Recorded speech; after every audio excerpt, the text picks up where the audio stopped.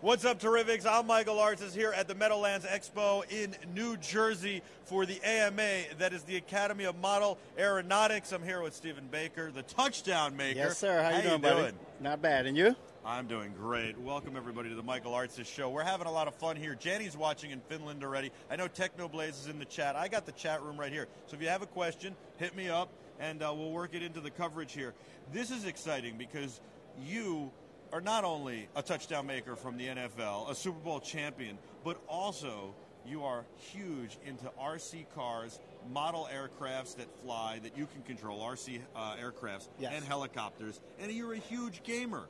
Absolutely. I like to call myself Stephen Baker, the model maker now. Oh, I like that. Thank you. I've been doing this for about 15 years now.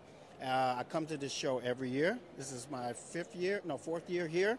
But when it used to be in New York, I used to go there as well. It's a great time to reach out and see all my old friends as well. Now, you and I used to talk about following you to fly and all that stuff. You've come in studio and flown some drones and shown us some FPV in the very beginning. Mm-hmm. And so we got to start doing more of that stuff with you. And I mean, look, you're a part of the BeTerrific family, so you're going to be doing a lot more with us. Thank you. I can't wait, buddy. I'm looking forward to this. All right. We've got Chad right here real quick. He's from the AMA, and Chad, let's talk to Chad. Nice to meet you. Hey, thanks for coming, guys. Thanks for having us, Chad.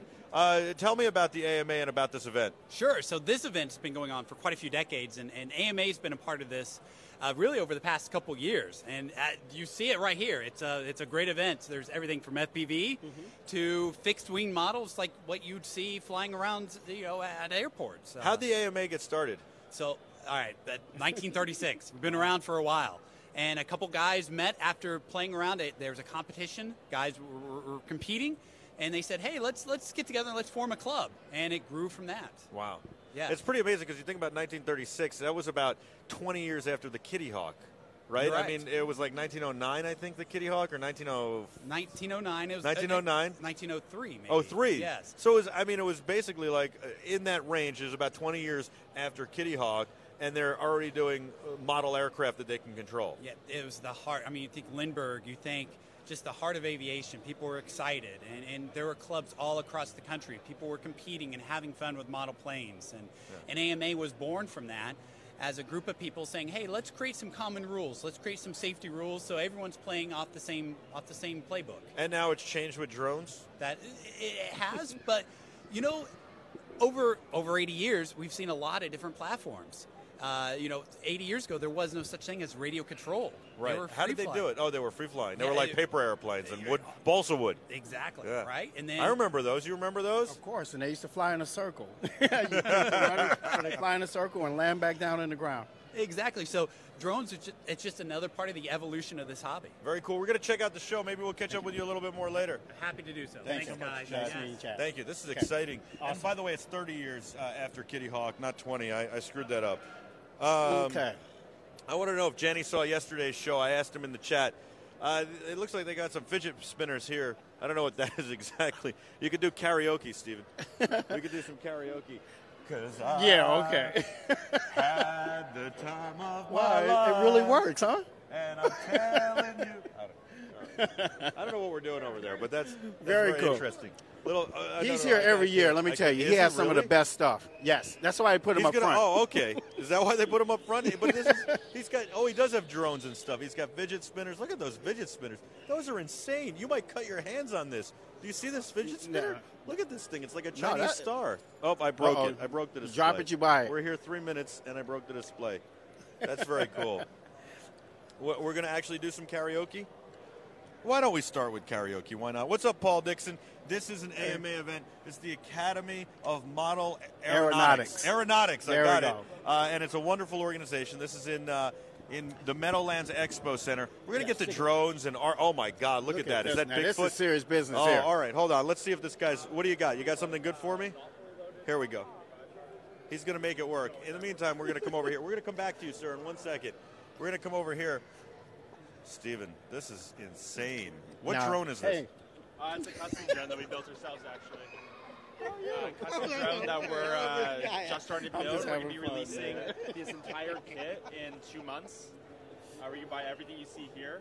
Right now, what we're selling is the motor specifically. which has an integrated electronic speed controller, as well as an integrated navigational light. So this whole drone, there's no soldering, there's no programming required to completely build it out. Really? Now, you like building your own stuff. I'm the guy who wants to buy this. I know. How much does that cost? I'll buy it and then go fly it. You want to actually build it. Well, because I'm 53, I'm old school. You know, this new generation, they want it and they want it now. Yeah. But I have to say, to have something like this where you can just put the batteries in it and then go out and fly is remarkable. And to have the speed controllers already in the motors, I can't even imagine. How do they do that? Saves you like 55 soldering points. Crazy. Yeah. Well, how we did it, we stacked it, the ESC, so that it could fit into the motor itself. Wow. Which was definitely a challenge. I guess so. But we got done. But even if you like to, if you want to now and want to get out, build like this with the no soldering, you're looking like a 15-hour build. Yeah. Versus a 100-hour build, which typically you would have to do before. This is still a 15-hour build? Yeah, still a 15-hour build once you get the kit, because you got to mount your flight controller, you got to mount your GPS. Testing, the wiring. Now, does this come with, or will it come with a camera? Will you be able to mount a camera to it? Yeah, so actually what we did on this drone, if you look at the bottom. Oh, there it is. It's a third-party camera right now. We just put a GoPro on because it's easy to. But there's nothing down here. It's open and free, and the landing gear actually retracts. So you can, the rails here, you can mount any sort of camera you want. Wow, even a big DSLR Canon. Yeah, exactly. So this drone can lift a combined payload of 13.5 pounds. Wow, for how long? For about 20 minutes. Are you serious? Yeah, so pretty much any LiDAR system, professional film camera, professional camera, thermal camera. I mean, 13 pounds on a small frame like this is amazing for 20 minutes, because 13 pounds, you could probably, Cortney, you could fly an Arri Alexa Mini off of that, couldn't you? I mean, this is an FS5, and that could certainly fly off of that at 13 pounds. It could probably fly off of it at 9. That's amazing, but then you'd have to add the weight of the gimbal that you're going to get for that camera.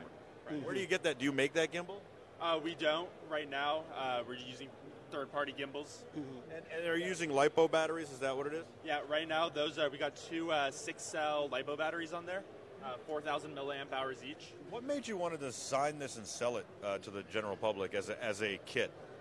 Well, Mark over here actually started this company based on, we're just big drone enthusiasts, and we were kind of fed up with, if you buy a drone out of the box, you're stuck with what you get.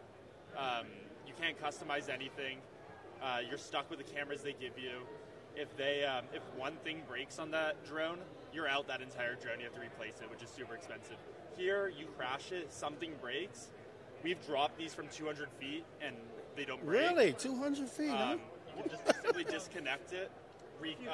Okay. The important things stay, yeah. The electronics, expensive stuff. Really? I think somehow we could find a way to figure out if that works out. We could drop it off the rope or something right off the roof. So do you have, this is all carbon fiber? Yeah. This is pretty cool. I'm trying to think of what other questions I would have about this. I got to look to the audience and see what they have to say. They're saying FPV drone racing is going to be huge. I would agree with that. Are you guys going to do a drone for FPV racing? Because I think, look, he's going to build his own. I want to walk in and buy a kit like this and just maybe spend a couple hours assembling it. But I'd also like one that's a little bit better than the quality that most people get today. Definitely. So right now, obviously, this is way too big for drone racing. Right.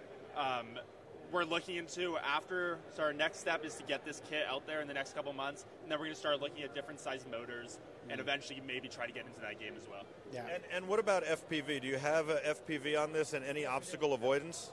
It's right on the bottom right there in that antenna. Yeah, you could totally fly this with goggles if you wanted to, which makes it just that much more fun. And what about... so you do? Okay. Yeah, I don't know what else I was going to ask. We also have a parachute system. Yeah, a parachute system. In this configuration, we have a parachute system, a ballistics parachute system mounted onto it. So if you're a commercial flyer flying over people, you have to have a parachute. So that's what we've shown in this configuration. What is this going to go for? So the kit we're aiming to sell for $300 to $400. The parachute we do not sell, but we will sell the attachment method. So this whole kit with the battery and everything minus the camera is $300 to $400? No. I wish. That would be amazing. saying, like, that's kind of what it sounded like. So what you're getting for $300 to $400, you're gonna get all. What you're getting is the instructions on how to put it together. Here you go. Here you go. The pamphlet is $300 to $400. No. Yes, we'll give you the drone for $300 to $400, and the controller's another $2,000. No, so you're gonna get all the carbon fiber you see, the landing gear. You're gonna get your power distribution board for $300 to $400, and your mounts and your tubing, and then the drones. We're selling them for $100 each on our website. Our show price is $75 each. And for a 600-watt motor with a built-in ESC, you're not going to find anything comparable to that price. Wait, I'm confused. So each motor is $100? Is that what you said? Yeah. Okay. So each motor is $100. So it's $300 to $400 for all that, plus the motors. You got 4 motors. Plus your batteries and your flight controller, all told, to get it built out like this, you're looking around $1,200 to $1,500, depending. You can do it cheaper if you wanted to, or you can go crazy and make it more expensive. That's not bad at all. It is not bad at all, especially the performance that you're getting from this. It's a different discipline from the racing quads. This is for people that are going to be flying and doing surveying and whatnot. Yeah, with the built-in GPS. With the built-in GPS, you can just go out and fly and have fun, and when you get bored, press the button, it comes right back to you, lands all on its own. It's completely automatic. Do you have features do you have autonomous features in here other than that?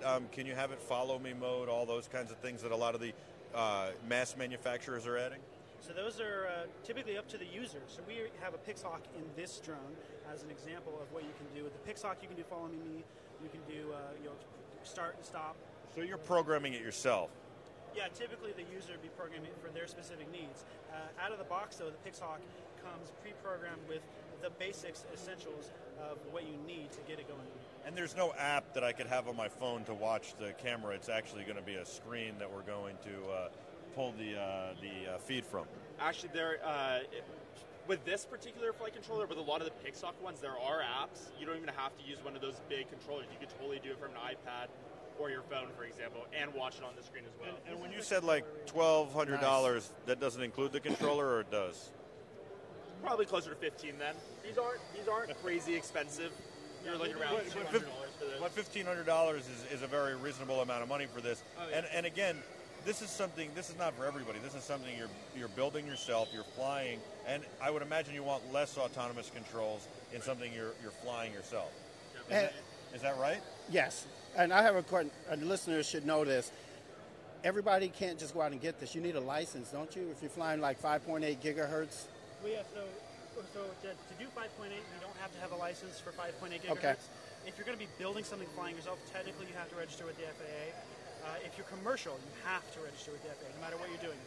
If you're flying over people, you have to have a parachute if you're commercial. If you're just a private citizen doing this, you don't have to have a parachute. You don't necessarily, depending on where you are. You should, though. I mean, if you're over people, you should take safety precautions. Yeah. You definitely should, because if something happens, that's a bad mark on the whole industry. Exactly.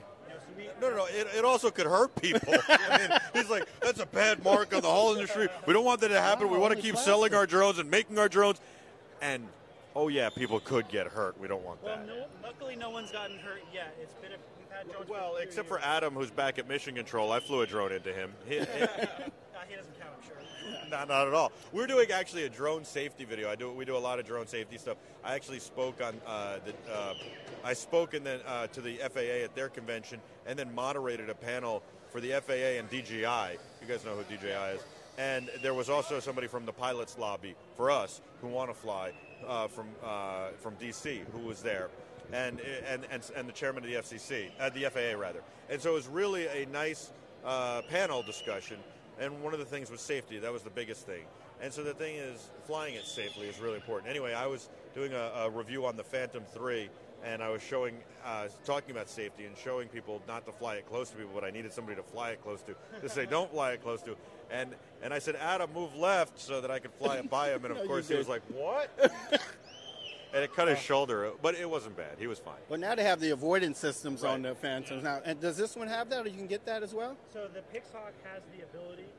You can attach avoidance systems to the Pixhawk. It has certain inputs for it. This drone, we didn't put that on there, not yet, because we're trying to test out other systems. Gotcha. But that's up to the user. It's completely modular. If you want that ability, you can have it. Got it. I think that's very cool that you can do that. Hold on one second. I got to turn up the audio here on my microphone so people can hear you. You got it, Cortney? I don't know which microphone it is. I'll just keep talking. What I'm going to do is lower the volume of my voice, because then you guys don't have to worry about it. I'm just very loud normally, so they set it for me, and then when you guys talk, you're like, hi, how you guys doing? The cool thing about this drone, like you said, everything's super modular, customize it however you want. And like you mentioned DJI, for a comparable drone in power of a DJI, you're looking at about $5,000 for their comparable level drone. What's the name of the company? Inspired Flight. Excellent, excellent. Inspired Flight. All right.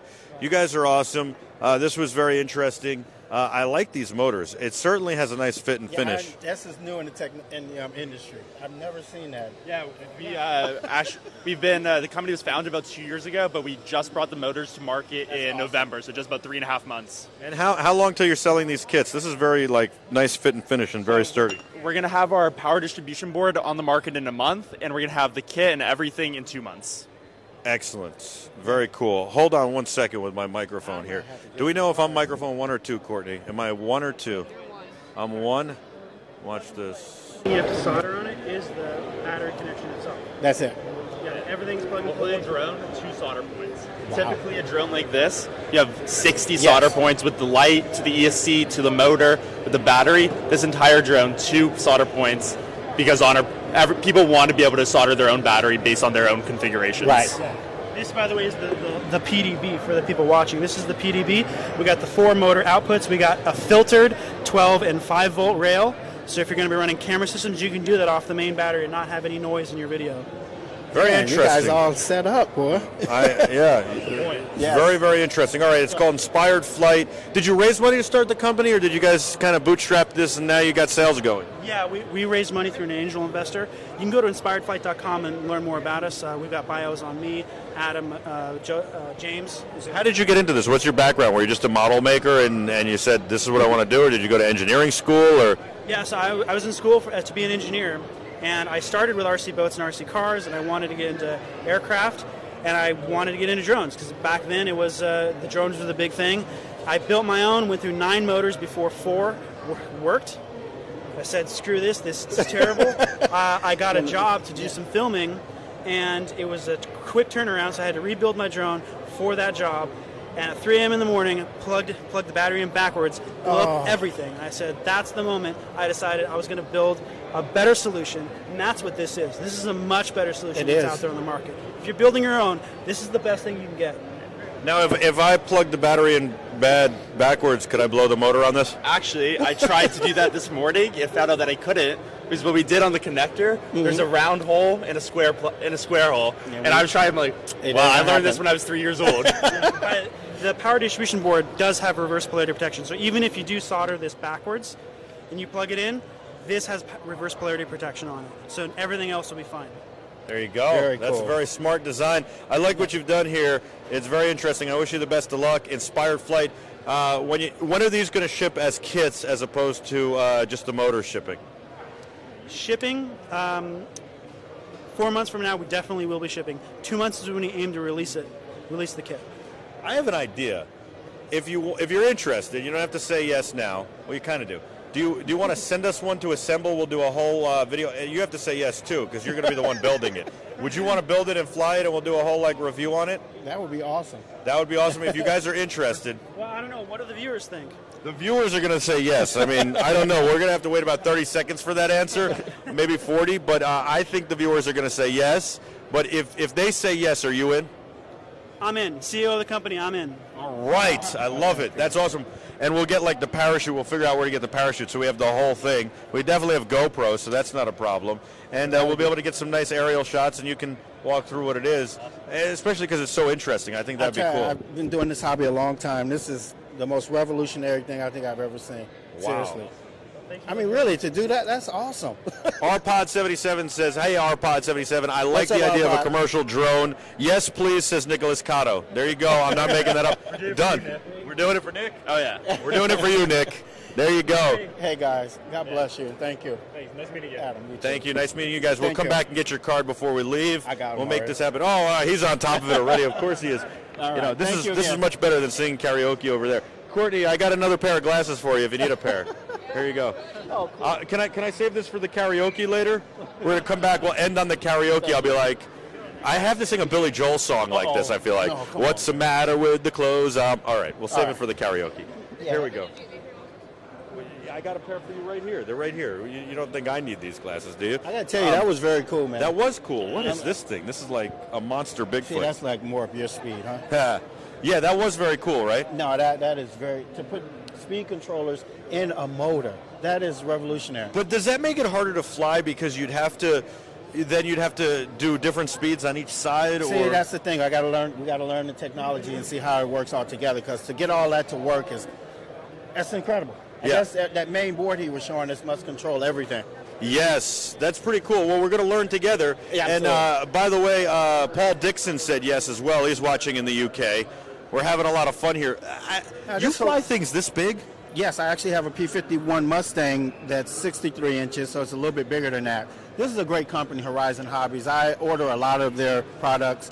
If you want quality, their products are all quality, and they back up everything. You call them, they'll send you a new part immediately. So do you have like a trailer to put this in? You bring the trailer out to the field, and then you get this thing going? No, well, the wings disassemble, so I have to assemble them when I get to the field, and they're usually held in place by just 4 screws.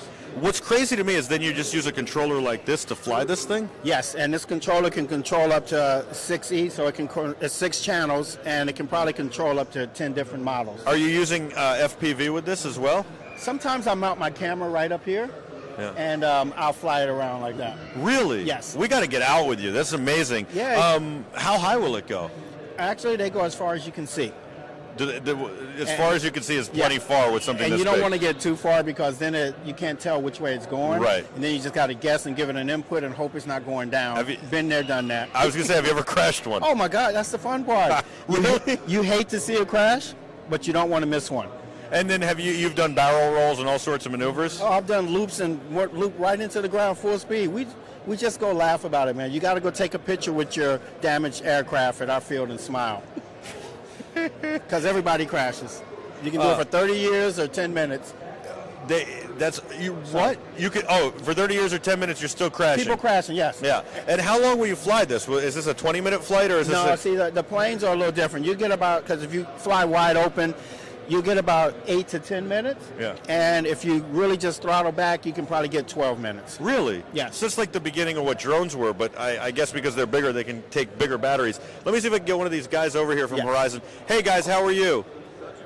How can we help you today? Oh, were you guys? I thought you worked here. Do you not work here? Well, I work here, but I work here for Model Airplane News. Oh, okay. We'll come. Okay, go ahead. We're all good. I'm so sorry. I didn't mean to interrupt. That's okay. I thought you both worked at the same place. This is my friend Steven. Hey, I'm what's up? Michael.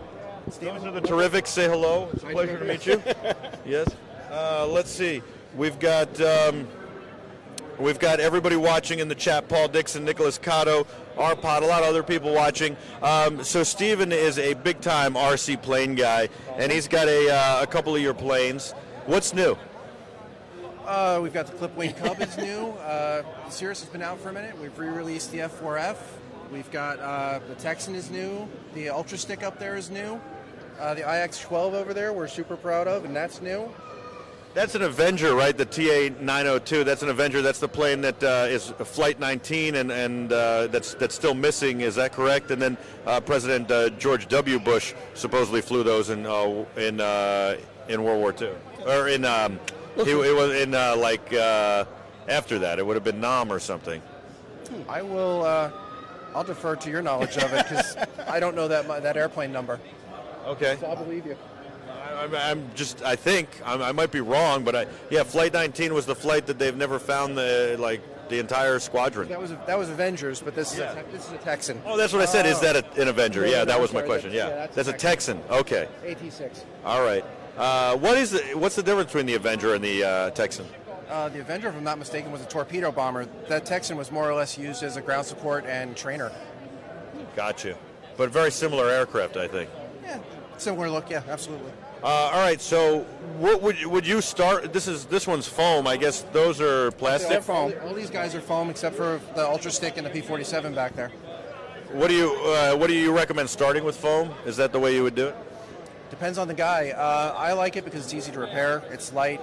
You can get a lot of detail in it for a fair amount of money. Probably start with foam.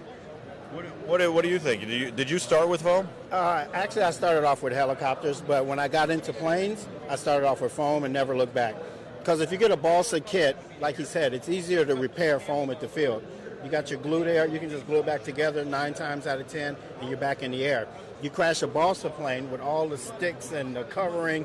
That's a job. You got to go back home and maybe, 2 months of repairing. Take a while to get that plane back up in the air. But foam, and it looks real. From a distance, you can't even tell that that's foam.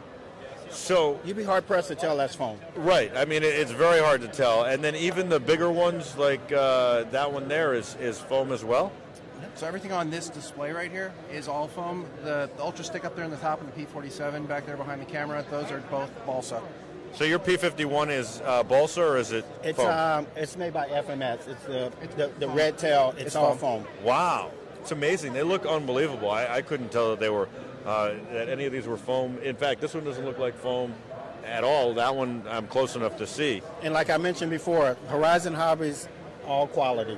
I've ordered from you guys. I got this one. I got the other great big one, and everything is always quality. How hard is it to learn to fly these? That's an interesting question because it really depends on the person. We have some airplanes kind of like we've got a little Cub back there that I can, if you've never flown before, I can have you fly in that plane in about 15 minutes. And these are all gas or battery powered? Most of these are battery powered. Electric lipos. Is that changed over the last few years, or is that something that's really been around for a long time? It's been a steady shift, I'd say, over the last 10 years. Go back 10 years ago, and most of what was at the field was nitro-powered in some way, shape, or form. Now, I'd say it's probably 80% electric. When you started, you were doing gas? Yes, I was doing gas helicopters, but I was shying away from electric because the actual batteries weren't stable. But now, once they were very expensive. I'm talking about a little electric helicopter would cost anywhere from like $1,000 to fly on just the Volts and the NICADs. But now when the LiPos came out, I never looked back. Very cool. RPod77 says he's bought from you guys a few times, so hopefully RPod will tell us what he's bought and what planes he's bought. I see that there are a lot of different shapes and designs, big and small. What's the difference? I would imagine you look at a small plane and think it's a beginner plane, but is that true or is that not true? Is there some different reasons why you'd want a smaller plane? So smaller planes, depending on where you're trying to fly. So if you've got, especially around here, you've got hangars, you've got indoor places you can fly where you're not going to take something with a 1.5 meter wingspan. So you get a small indoor plane like a Shrike or something like that. Still a lot of performance, still a lot of fun to fly around, but definitely smaller package. You can fly it in a gymnasium around a basketball court. So, have you ever done that? Yes, indoor flying is the best thing to do, especially when you can't go out because of inclement weather.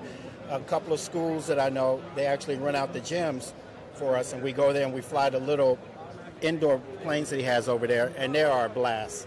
Do you ever do FPV on that, and have you ever thought of, is there racing for planes or just drones?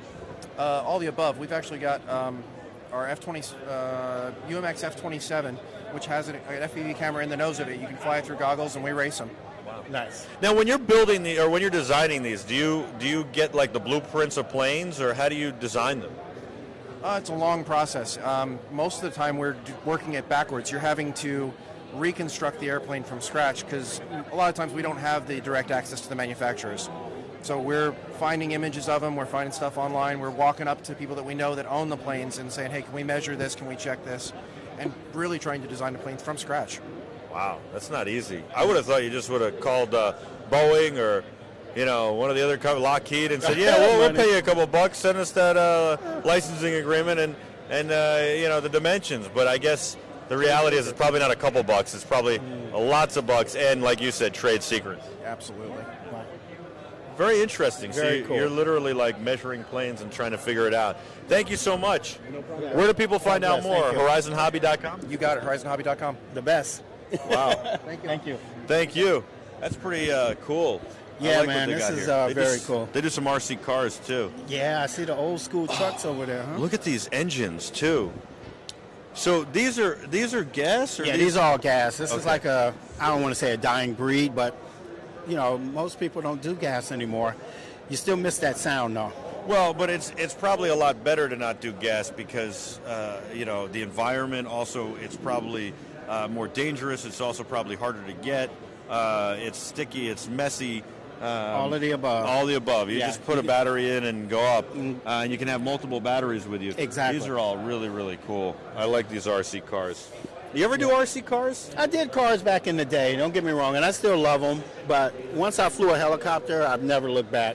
When did you get into all this, by the way? Well, when I was a kid, I used to read the RC model magazines, and I asked my mom if I could get one, and she's like, $400 for some wood? And no.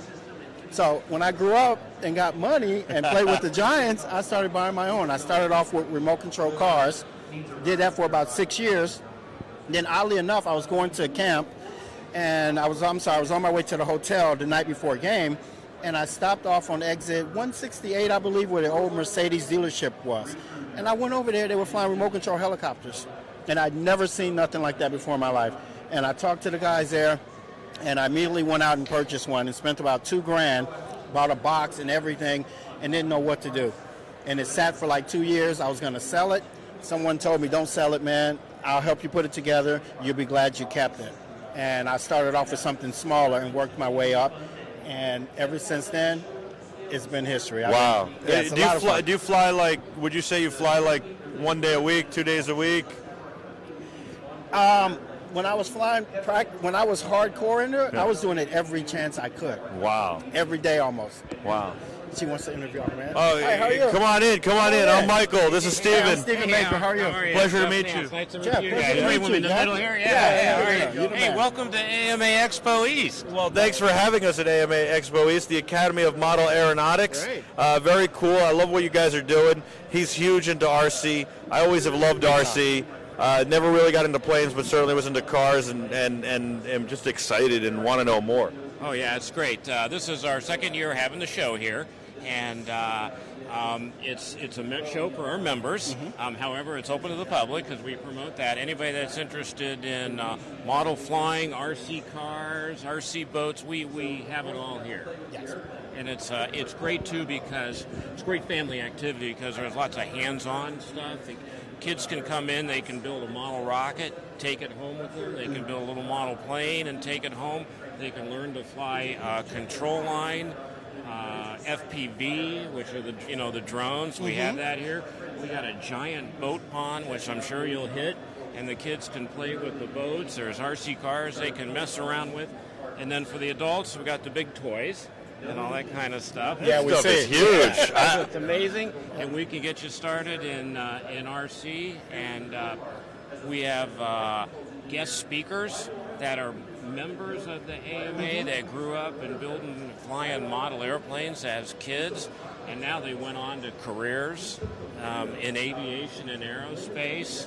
And so, Speaking of aerospace, last year when you had the astronaut here, that was the coolest thing I've ever seen. I'm not going to lie. That was very cool. Hoot Gibson. Yes. Yeah, Hoot Gibson. Yeah, one-time space shuttle pilot, four-time commander. Grew up building flying model airplanes as a kid. And he's our ambassador. He's our spokesperson. Yes. So we take him out to all the various shows, and man, he just loves talking about model flying. Yeah, that's awesome. How did you get into RC and model planes and helicopters and boats and cars? Well, when I was a kid, I started with control line, which is not radio control. It's when you stand, and you got the controls. You get dizzy. You get dizzy, and the plane's going around, Oh, it was crazy, too, because it took a while to learn. Did you ever do that? Did you ever try that? Actually, I tried it once as a kid. We bought it, a spring-loaded little one. Oh, yeah. And flew it one time into the ground, game over. That was it, yeah. It took a while, and then once I finally learned to do it, I had a full tank of gas, and I was so dizzy waiting for that thing to stop, so that's how I got started in it. Nice. And then always been an aviation enthusiast, and I worked in corporate marketing for years, and then this position, Director of Marketing for the Academy of Model Aeronautics, opened up, and so I took it, so here we are. Very cool. Epicondyle TV is watching, says what's up. Wanted to say hello to you as a big fan. Oh, okay. All right. Excellent. All right. There you go. I see you even have some interesting, with the speakers. This guy's talking about a 747 parts bird where they're basically tearing a plane apart for parts, I guess, and using it for different uses, and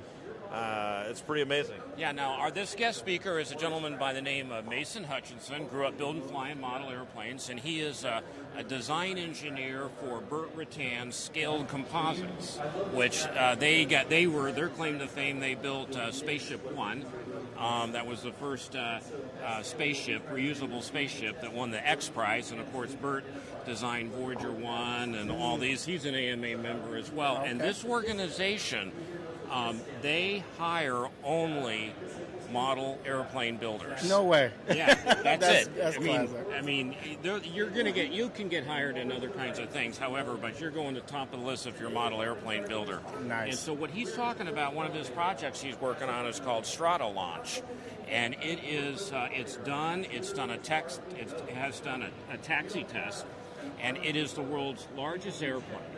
And what it's going to do is carry a rocket ship up to 30,000 feet and then pitch up, drop the rocket, and let the rocket go. And what that does is that saves a lot of money in fuel and expenses to launch a rocket, because it takes so much payload and everything to get a rocket up through the gravity. So anyway, that's what he's talking about. That's pretty cool. Yeah.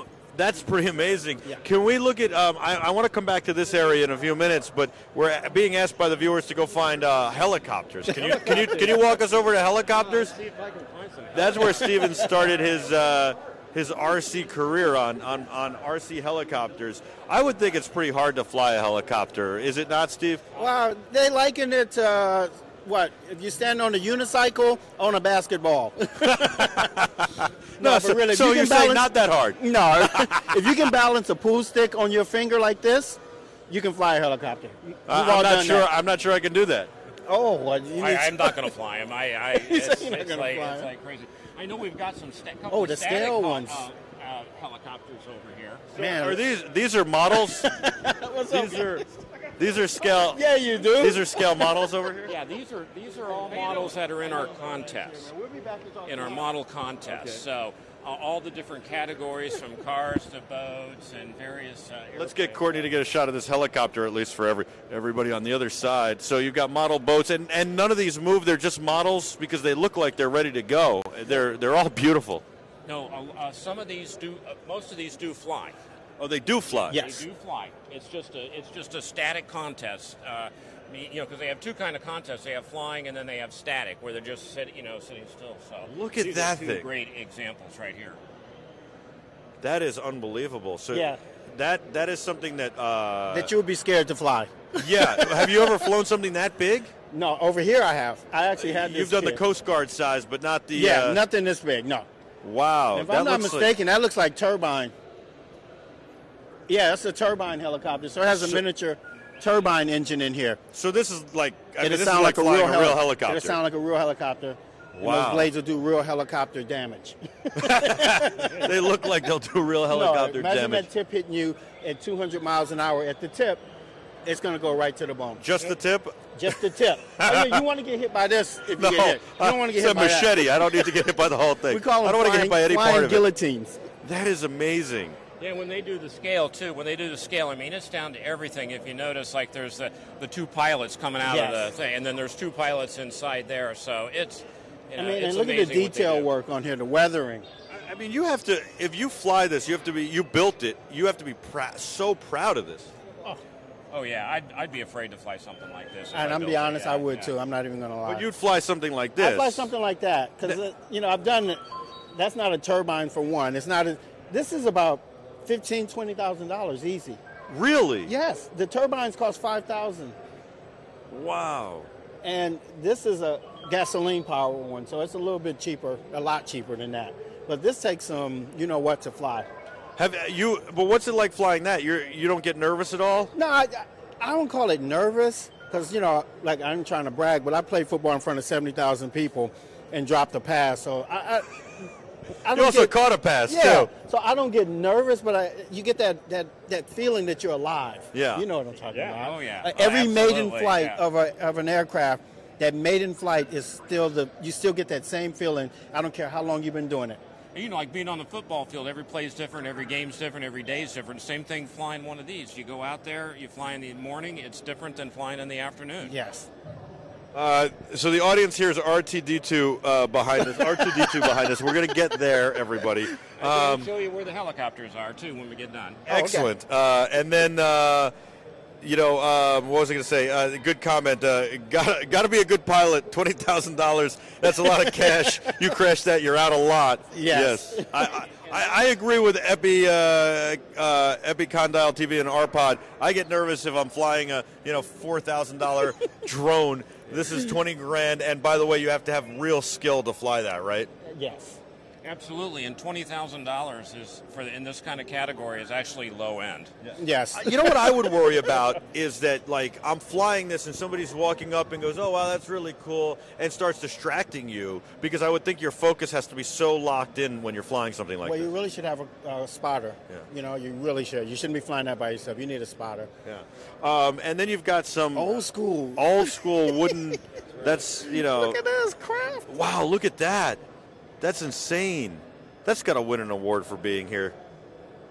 Don't worry. I see him getting nervous. Don't worry, Steven won't break. This is a category of vintage RC. So this is the old time stuff that people have. Looks like some of recreated. This is what it looked like back in the day. Minus this, though. Look at that. They put a little a new antenna on it. Courtney, look at this thing. Look at that controller. That's pretty amazing. Let's go over to R2D2 real quick and come back to these. Oh my God! Look at that plane. We got to talk about that plane. It's just unbelievable. But I know the audience loves Star Wars. So these are Droid Builders, and we're going to find out what that means. I imagine that they're building these as much to scale as they I want can. that one so bad right now.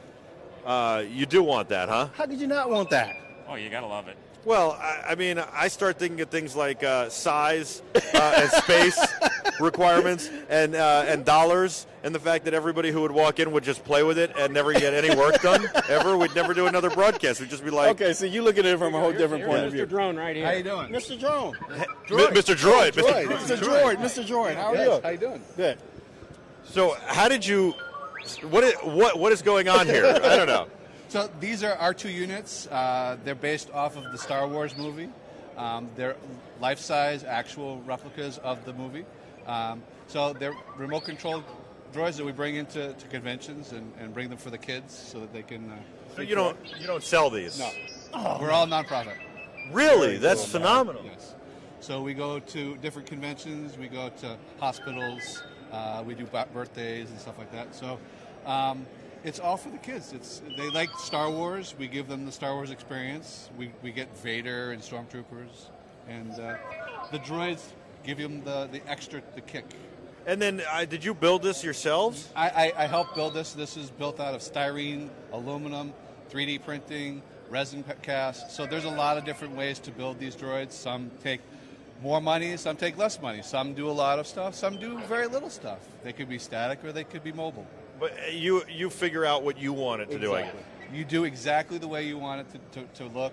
You can do an R2 just like you see in the movie. You can make it look like your own. I've seen them look like different, like Batman, and there's one that looks like one of those guys from Minions. Is this a club like Droid Builders? It's a club. Droid Builders is an international club. We're based in New York. We have people in New York, New Jersey, Philadelphia. We're in Florida. We're in California. We're all over the globe. And then how much did it cost to build something like that? So they range depending on what you want to build it out of. Like this one? This one right here is about $6,000. Wow. They get pricier as the materials increase. Oh, pricier, that was the beginning. I was like, oh, this is the top of the line. All right. He's like, yeah, so that's kind of the... the... you put into it, the more pricey you get. The aluminum costs more money. Plastic costs less money. You could 3D print that for probably $1,000. So that's about 60, 70 pounds. Wow. Now, honestly, this looks like studio quality here. It does. Man.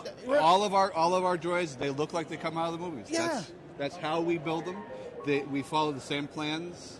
So if you get someone in California, someone in Florida, they look like the same droid. Gotcha. They're the same size. That Kenny Baker actually fit in that. That's what I was going to ask. Yeah. That's what Kenny Baker fit in. Wow. He was in two-leg mode. There was no front foot, and his feet were actually in the battery boxes to the left and the right. Wait, let me see. I'm a small guy. I just want to give You're not everybody an that idea. No, I'm not. I would literally... I could not fold into this thing. Definitely not. Do you see that? You would have a pop top. Yeah. So you have to be... Yeah, I have the same haircut as R2D2. Yeah. That's funny. I would really have to work to get into that thing and kind of scrunch. Kenny Baker was a very short man. Unfortunately, he's passed away recently. So talk about how this gives money to raises money for a cause. I come here and I donate to it, or right. So what we do is we donations come for like pictures. People want to take pictures. Sometimes we raffle off prizes. And all the money that we get, we donate to charities, St. Jude's, Ronald McDonald's House. So we're completely nonprofit. How do people get involved? Do they go to droidbuilders.com? Droidbuilders.com. They go to astromech.net. And can they come to a meetup?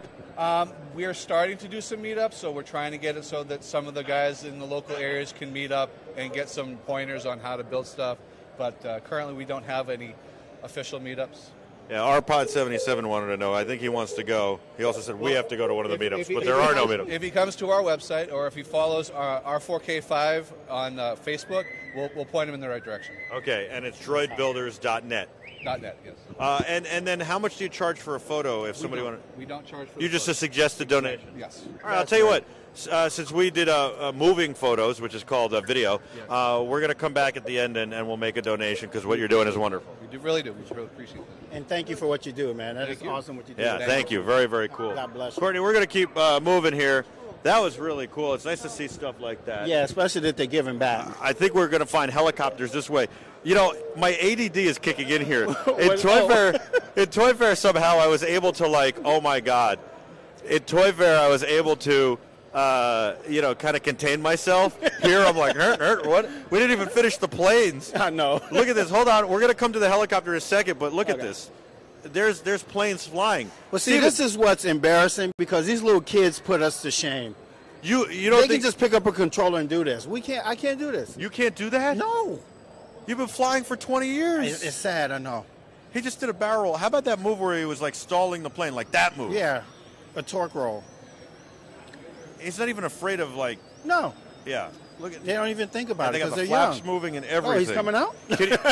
Wait, they want to know if you can do a really sick barrel roll on camera. Here you go. Hold on. Give Courtney a second to get over there. Slow roll. Look at that. Oh my God. A rolling circle is probably one of the hardest maneuvers to do. What's amazing is you don't even need that much space for this. See what he's doing, a rolling circle? It's so hard. Man. I can't even do it on a simulator. You have a simulator for this? Oh, yeah. You plug it up to your computer and you got your control, but I can't even do a rolling circle. It happens to the best of us. Oh. Now, remember what I told you earlier? Everybody crashes. By the way, that was the best part. You're still a legend, buddy. I kind of got bored of those rolling circles after a while. I was like, all right, show off. Come on. Is everything okay there? I'm sure it is. Yeah. Epicondyle TV wants to know how long you've been practicing. I've been flying for about 10 years. 10 years? How old are you? I'm 18. All right, so since you were 8, you're really good, by the way. Thank you. Thank you very much. Sorry about that crash, but thanks for doing the barrel roll. Oh, anytime. You built this yourself? Actually, no. I bought it right over here at RA course. Just now? Last year. Last year. But I brought it back because it's so much fun. And you just practice once a day, once a week? What? Yeah, whenever I can, whenever you're out of school, whenever you got time to practice. This is my friend Steven. How you doing?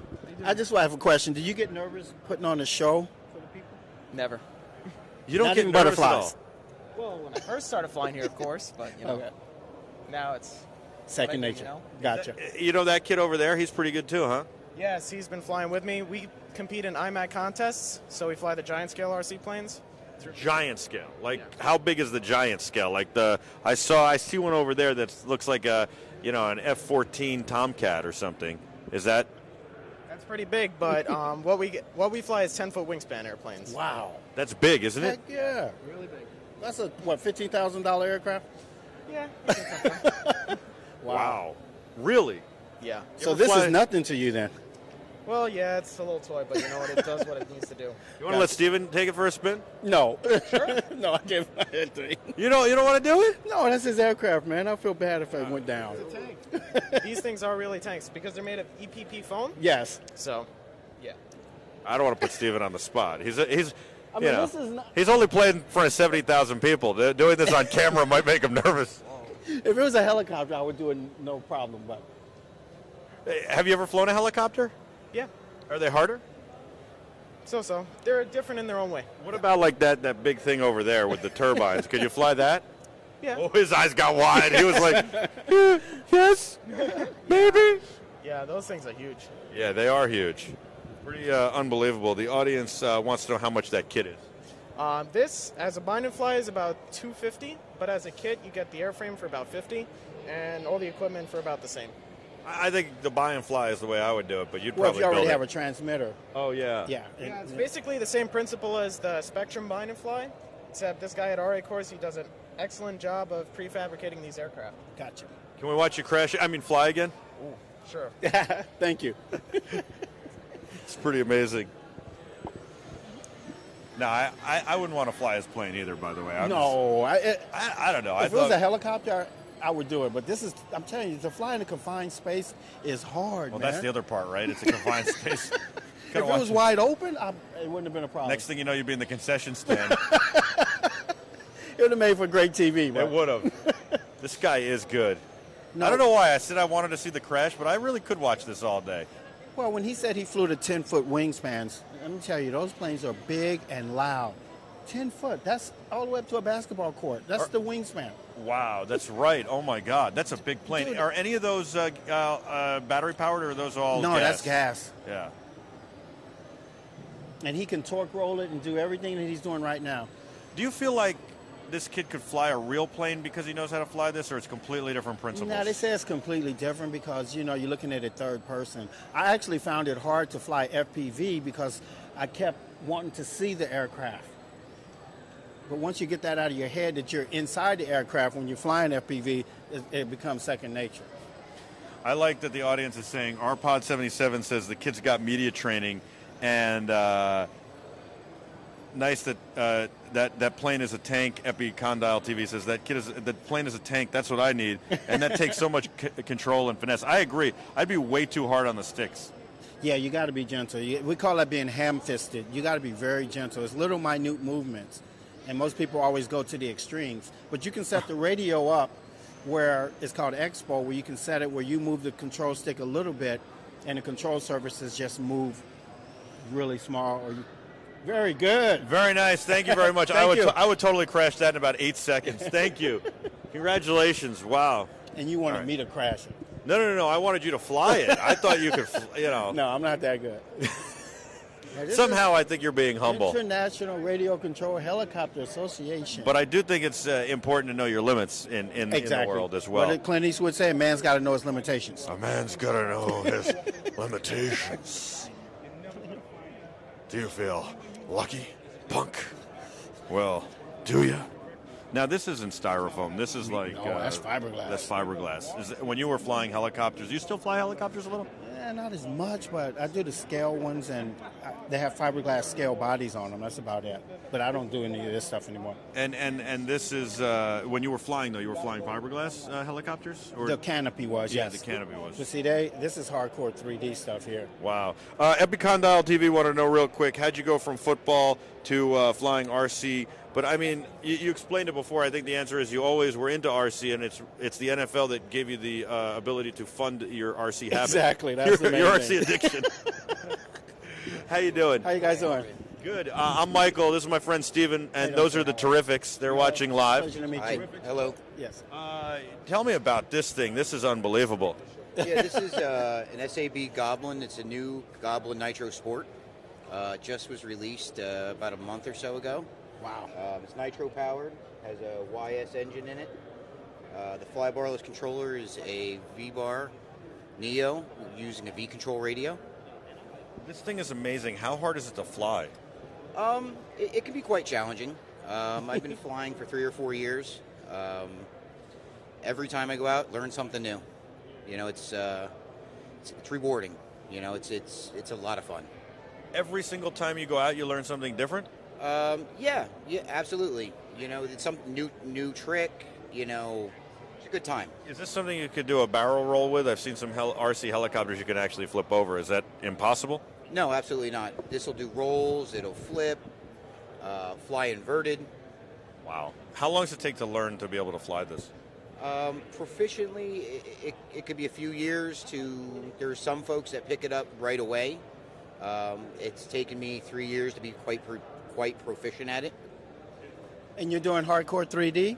Not so much very hard 3D, but a lot of big air. I do a lot of mild 3D. Okay. Gets expensive when you start crashing. So I try to tell people, man, that's the hardest part. Have you crashed one of these? Not this particular one, but I've put a few in. What is something like this? What does this cost? Do you put this together yourself, I would imagine? Correct. Probably the total cost is right around $2,000 total. Oh, that's not terrible. Not bad, not bad. And then the controller is expensive, I would imagine. Yeah, about $800. And then this is part of the International Radio Controlled Helicopter Association. I mean, you are, and this is what you guys are showing off. Is that correct? Can you tell us a little bit about that? Yes, that's correct. Hi, my name is Eaton Bryce. I represent Urcha. How are you? Pleasure to meet you, Eaton. Good to see you. Good to see you. Once again, my name is Eaton Bryce. I represent International Radio Control Helicopter Association, which is the United States association that's specifically involved with helicopters. Okay. It's a special interest group that's aligned with the AMA to represent helicopter pilots in the United States and in other countries as well, but primarily in the USA. Now, do you have to have a license to fly a drone? I don't think with the model planes or the RC planes you have to. What about the helicopters? Well, with the helicopters, the FAA's rule and the AMA's rule is that at a certain weight, you should be insured by the AMA. That's what it is. If you have a vehicle that is under, I believe, a half a pound, it doesn't require it. Or if you fly indoors or control line, it's not required. And the AMA will offer insurance, so would that work? The AMA offers an aggregate policy for incidental contact. You have an accident, you injure someone, so on and so forth. So it's an umbrella. So does that mean drone pilots can get insurance under AMA? Because there's nowhere else they can find insurance. The drone pilots can actually get commercial insurance if they choose to do so, but if you get commercial insurance, it's based upon whether you're flying what they call Part 107, which is commercial endorsement. You got to get a license. Then you have to have an FAA license. Gotcha. And you use that for like real estate, surveying. It's still very hard to get insurance. No insurance companies are writing that right now. Well, the underwriters that AMA uses will insure you. Well, that's what I'm saying. Like, you go to the AMA. That's a great answer. AMA is the avenue for all because they cover everything. Did you know that? Are you insured? No. Well, I know I'm insured. He's like self-insured. No, really. No, you have to be a member of the flying field that I fly. You have to have an insurance. AMA membership. Now, with that, if your flying field is a sanctioned AMA field, it requires that you have AMA insurance / license to fly there. Yeah. So you do have insurance. I do. Yeah, it's mandatory. Like that's you said, good stuff. That's very good. And so anybody can join the IRCHA. Yes, you pay a yearly due, and what that does is that money together, the pool of that allows them to run events such as the Urcha Jamboree, which is the largest helicopter event in the United Where's States. that? That's in Muncie, Indiana, at AMA's field. And we can see like we gotta go there. Oh my, that's what I'm thinking. Well, hold on a second. Yeah, we gotta go there. That's like a race. I always read about it in magazines, and I never went. Wait a sec. That's not a real helicopter. No, that's actually a tow cobra. This belongs to Darryl Sprayberry out of Georgia. Oh yeah, I've seen his. And we compete in scale. I compete against this guy. You do? Wait. That's an RC. That's a model. That's a model. That looks Hold real. on, Courtney. Get a good shot of this. It's a highly detailed model. That is a model. Hold on. I'm going to get on this side. Steven, do you believe that? H1 tow cobra. That's it. That is sweet. That's all I got to say. That looks real. And we could come to this event in Indiana and watch that thing fly? Absolutely. The event is free for you to attend. It's always free for you to attend. And if you choose to partake in the flying, it's required that you have AMA because that is the national headquarters. And then this is the equivalent to a fun fly. Yes. So you'll pay a fee to join the fun fly. If you're a member of Urcha, they'll discount you probably 10%. But this lasts, what's that, Eric? 5 days, 7 days? 5 days. Oh wow! Day and night. And are you racing and stuff too? Yes, we have something called a speed cup. That is done on a separate field where these machines can reach up to like 178 miles an hour very easily. Wow, how many people are there? 5,000, 6,000 people? I think this event might have been 2008. I think the attendance for this was something like 3,900. Oof. It's pretty amazing. And this is just one field. Oh, really? That's one field. They have many fields at AMA headquarters. Wow. This is the main field. I believe this is Site 4. How did the IRCHA start? Well, the IRCHA started because every major group in remote control has some type of representation. So the giant scale airplane guys that fly aerobatics have IMAC. So the airplane guys have IRCHA, and that's what it is. So every group, you have silent flyers. Yes. That's the SIG group for gliders, and that's how it compounds. Every specific group has a SIG, and that SIG, in cooperation with the AMA, lobbies for us with the government, right? So when you have issues like you know now you occasionally have an incident with a drone, so on and so forth, AMA interjects. They have lobbyists, they have attorneys, they have lawyers that will work with the government for us to maintain our rights to fly. Wow. So for that license that you pay for, where people say, oh, it's just insurance, it's much more than that. Yeah. No. The insurance is important. That's very cool. Thank you so much. How do people find out more? IRCHA.org. Yes, IRCHA.org. IRCHA.org. All right. And take a look at that. I know. What is that? He's flying inverted, upside flying down. inverted. So oh a my God. $2,000 machine upside down. Right above the grass, by the way. That's a Thunder Tiger 90 SE flying inverted. I thought inches above the ground. I thought it was some weird trick helicopter that was flying the right way. Even if you turn it around, you know the grass doesn't grow from the top down. Yeah, I got you now. I just was confused by it. That's pretty cool. What's that helicopter? I mean, there's a better shot of it. Little kids, though. Yeah, Man. those are kids flying that? No, they're just watching. Well, they're flying, but you see what it is? What? They're flying? That little boy flying right there. These are, he's on the sticks and he's watching. This is what I like to call the video game generation. So he's a lot more quick-witted on his fingers. Told you. This is our audience right here, the video game generation. So that's where these kids start, and they become stellar pilots. 9 times out of 10, they have a family member that's actively involved, so they just take to it. My daughter flies as well. Oh, really? She's more into drones, and she's not thrilled with it, and the reason is because she was born into it. She didn't come up and say, well, I want to try this. This is what she's always been into. So for her, it's boring. Gotcha. For me, it's like, I'm going to make you fly this. But now, but she's cool. And these are some of the other pilots. These are the SAB pilots. These machines that they fly here manufactured in Italy, and that's what they do. Wow. Yeah. Courtney, did you get a shot of this real close with this kid? He's flying this thing upside down. It's pretty amazing. RPod77 says, wow, so cool. Epic Condyle TV says, wow, that thing is massive. And then, of course, RPod77 said I did the worst Eastwood ever. But I was, it's kind of hard in here. I have to, let me ask you something. Do you feel lucky, punk? Well, do you? Maybe that was better. Probably not. But I got into it more. It's hard. You got to get into it. Yes. Yes, absolutely. It's not something you learn today for tomorrow. For me, it's a lifestyle. I've been flying since 1977. Wow. I started in helicopters in 91. I competed in U.S. national championships. Did you? I hold 2 national U.S. championship titles. So this is where I'm at. Wow. I fly F3C, though. I don't fly 3D. What's 3D? 3D is the herky-jerky motions where the machine always appears to be out of control. Yeah. My stuff is more like an aerial ballet. I like that better. I like that better, too. As a matter of fact, in my opinion, and the 3D guys would differ, I think it takes more mental concentration to fly F3C because you have judges behind you. So you got to know where you're at. Well, and it's got to be graceful. A herky-jerky you can get away with oops, I messed up. And the judges have to understand what it is that you're doing. Look at this thing right here. That's my machine. That's your machine. Tell me about this. All right, this machine is a JR. Let's walk over. This machine is called a JR E8. It is a 3D machine. However, this machine is set up for aerobatics competition. It is not. It can be blazingly fast if I need it to be, but for precision aerobatics, I don't need it to be. I just need to get through the maneuver as efficiently as possible. So this machine runs on 12 cells. This is a 600 class, so it has 620 millimeter blades. It's 90% carbon. The front frames are carbon. The rest is aluminum. And it's a shaft-driven as opposed to the machine you just saw, which is belt-driven. Why do you like shaft-driven better? Well, this particular machine is the only way it comes is shaft-driven. My preference is belt, because if you have an issue with, let's say, the tail rotor digs into the ground or whatever, the belt will slip.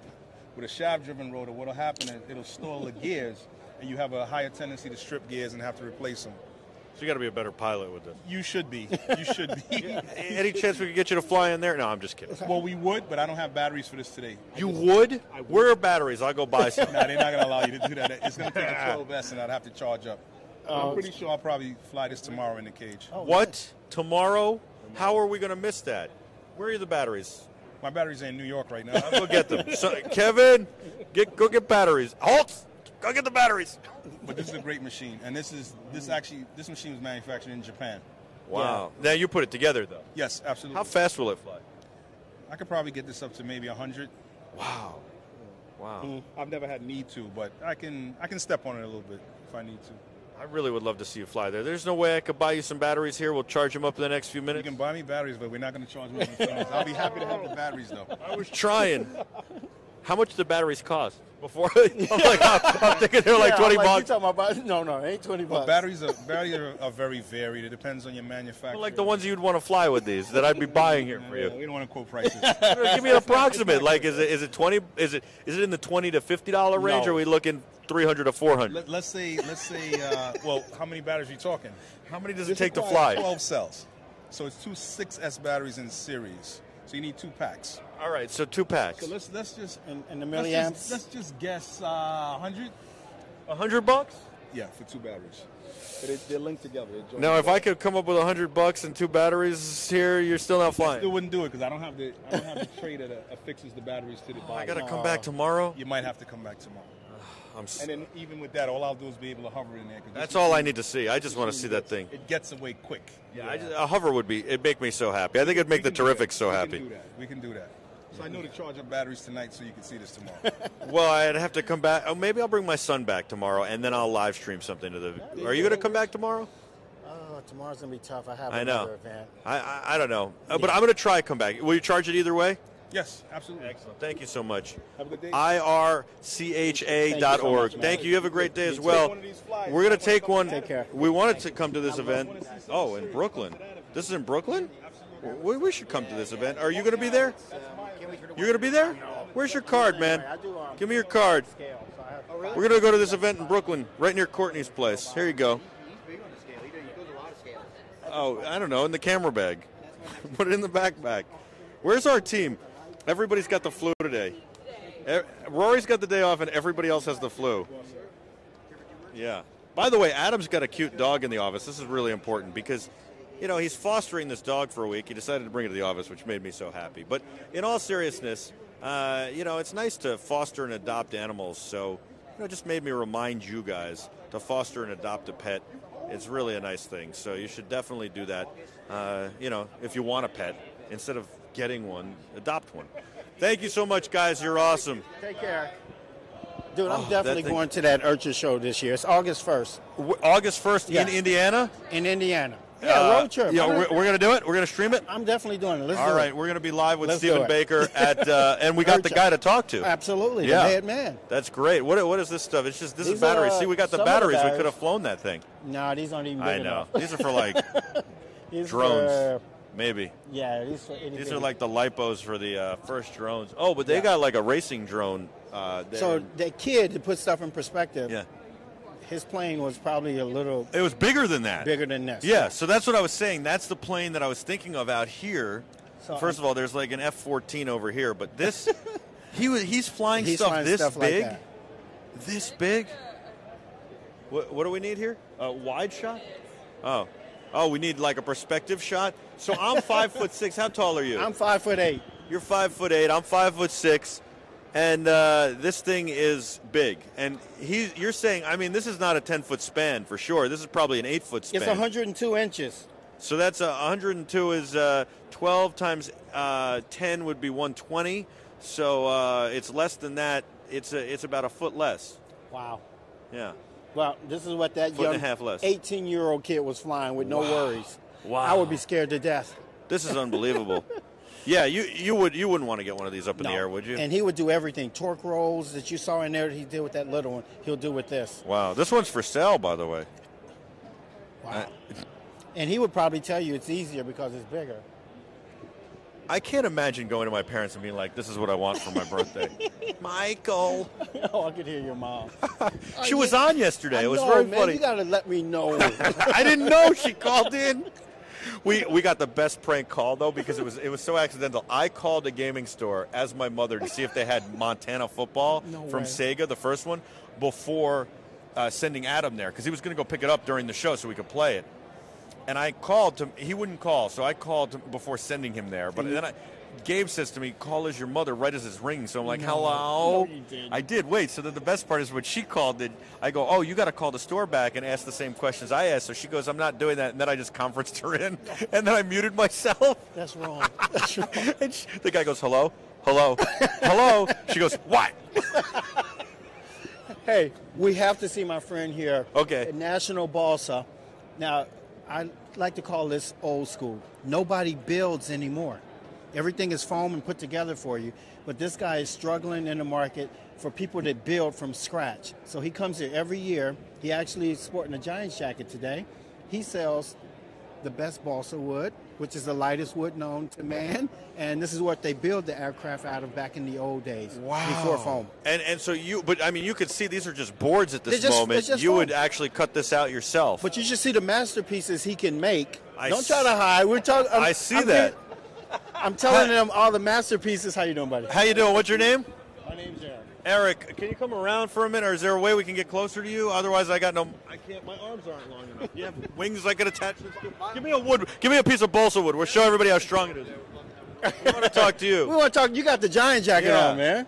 First of all, no. How long have you been a Giants fan? Oh, long time. How excited were you when you first met Stephen Baker, but not only about meeting him, but that he was also excited about RC flying? I was very excited he was about RC flying, but I didn't remember him. What? I know. It's sad, man. You know, this industry, people in this industry, they don't really know. That's what I love about it. I come to here, I fly, and I'm just a regular guy. And I still am a regular guy, but you know what I mean. Right, Outside, I love it because I'm just a fellow hobbyist like these guys. There you go. You ever been to a Giants game with him? No, I have not been to a Giants game with him. I have never been to a Giants game. So wait a minute. That's not true. I did go to a Giants game when they were playing the Patriots in New England. Oh, okay. I'm very And confused. we won, too. There you go. I was going to say I'm very confused by that. Why have you never been to the Meadowlands? Because I live in New England. Oh, that makes sense. Makes a lot of sense. He's probably the And only Giant. Stephen never invited me. Oh. Well, I don't I've only know. known him for 3 years now, though. Well, that's 3 years now. You could have invited me, isn't it? All right, so we got to get you to a Giant game, man. All right, so he said he was telling me all about the balsa wood, that you can make planes like this that can fly. A lot of people are using foam these days, but the idea is that balsa wood is really something that you can build with, and you can do something amazing and really customize the plane. That is true. You have lots of options, lots of sizes. I mean, to build something with your hands, it's made out of a tree. It's pretty exciting. Yeah. Yeah, because look, Mike, here's the picture. I know. And it's a box of wood.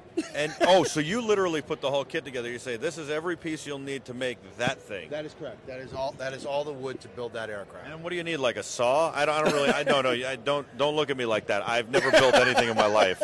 I don't know wood. I don't know a saw.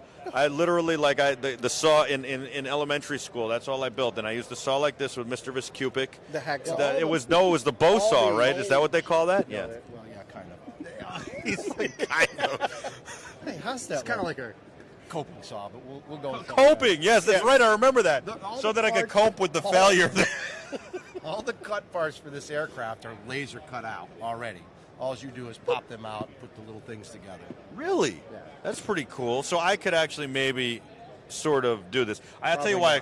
Yeah, because I wouldn't be gentle enough. This is not what you would start with. You would start one that has lots of instructions, and these come with no instructions. Already. No way. No instructions? No instructions. And then we have a set of plans that you build from a set of plans. Oh, okay. And it's strong enough that you can hold the radio control elements to it too, I guess. That is correct. That is correct. Wow. And you can do gas or battery powered. You can do these in either gas or battery powered. That is correct. I've done both. So what's a box like this go for? I'm sure there's a price on it right there. $425. Yes. $425. And then time you get done with the airplane, it's probably closer to 10 times that amount. What? Really? I don't understand. I thought this was everything you need. It doesn't include the motor, doesn't include the radio, doesn't include electronics, doesn't include the landing gear, the metal gears for it and stuff like that. Doesn't include the paint that's required to paint the aircraft or the covering materials.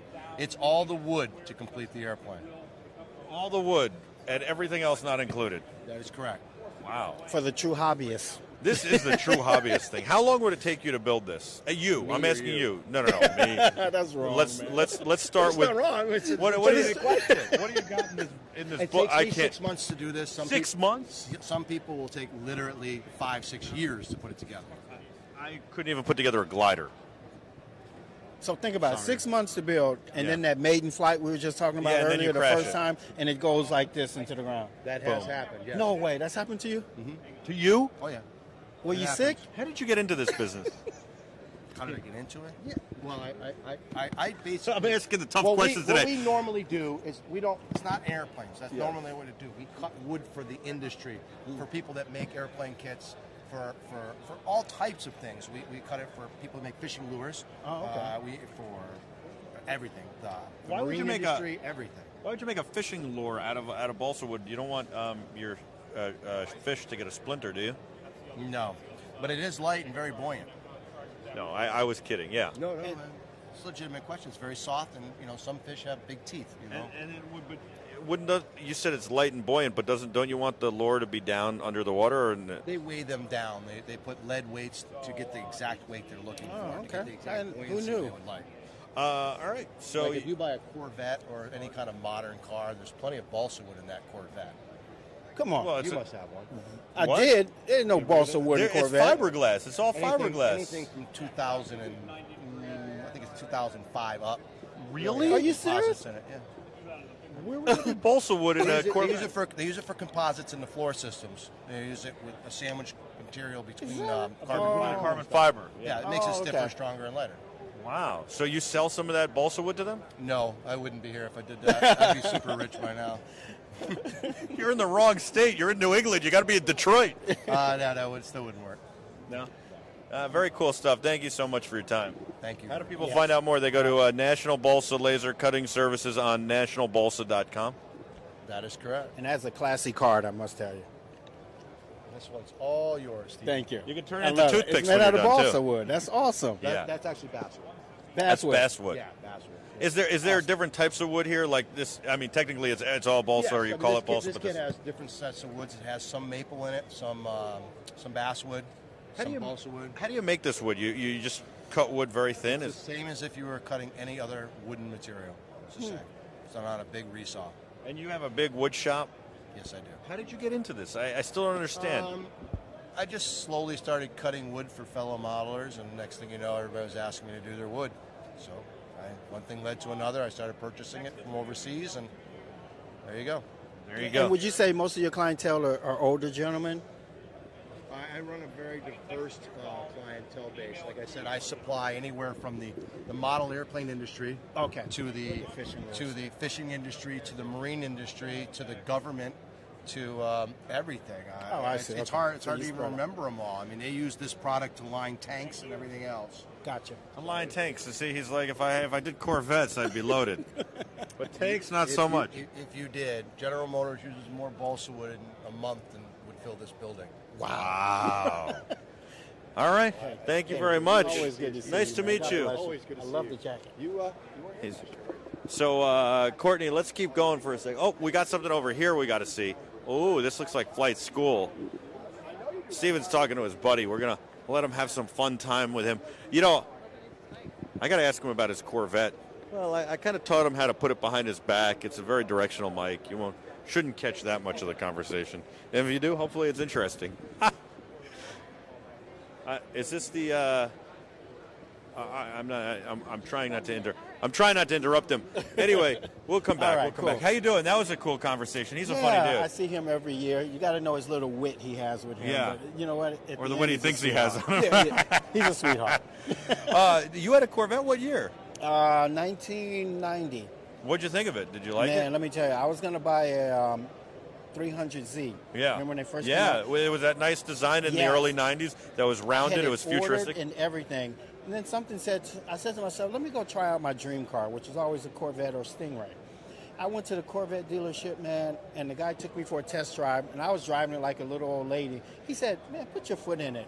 And when I punched that thing and it went, Boop! So I called that other guy back and said, look, I don't want the Nissan. I'm getting a Vet. And ever since, I always loved Vets. That's my favorite American sports Was it car. manual or automatic? Come on now. I'm just asking. I had to I get didn't a manual, know. dude. Of course. That's a prerequisite for a super sports car. You got to go over 150 miles an hour. Yeah. It's got to be red, and it has to be manual. You had a red Corvette. Oh, yeah. And I had Testarossa doors on it to make it look like a Vet, so it was called Vestarossa. Yeah. I had a little wing in the back, the Greenwood kit. It didn't go up really high, but it went up a little bit high, and I had the scoop on the bottom. Man, my Vet was laid. Wow. You bring back memories. Stop. All right. I like it. Did you have the Targa roof? No, I didn't get the Target roof. I had the split. They come off. Yeah. Oh, yeah. The T-tops. Yes, T-tops. T-tops. We're gonna go back over there in a little while. Are these guys look like they're making something out of? Is this a laser cutter? No, it's a drill. I don't know. I know nothing about tools. I know our viewers will love that. Wow. Is what's being made right here, but it looks a little different right now, doesn't it? Yes. This is a Stepcraft. A Stepcraft is a home-based CNC that has a whole bunch of different functions to it. So yeah, we're cutting on wood with this one, but then we could take this out, we could put in a laser, and laser cut our ball saw and make the inside of our plane wings, get everything done for the detail, put the engravings on the side of the planes, the numbers, the codes, everything you'd want on there, put it all together. When you're done with that, you could take that out, add a 3D printer. Take the 3D printer out, you could do a drag knife or a hot knife, a whole bunch of different options.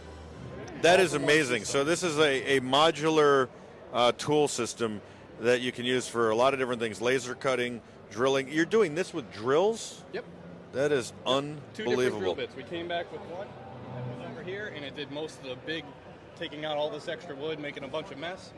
And then this automatically comes back to that rack, leaves the first one, grabs the second one, which is in here now, and tomorrow morning it's going to come back and add all those nice details so that this... And then how do you, okay, so I've got two questions about this. How do you program it to do this, and then it knows to get those bits? And then how do you glaze it? Do you just do that after the fact? Woodwork. Like you just put a finish on it. Okay, got it. But as far as the system works, we started our design with an STL file, which is a type of digital file that gives you variables like this, so you could do a 3D carving, three-dimensional. And then we bring it into a program called BeTerrific, and that allows us to set the values and depths and sizes that we want for the project, including what type of drill bits we're going to use, end mills. It seems complicated, is it not? It's a lot of words, but it's not that complicated. And Miss O'Lap, who's watching, hello, Miss O'Lap, would like to know how much does it cost? The most expensive one is just under $2,000, and that's the biggest one.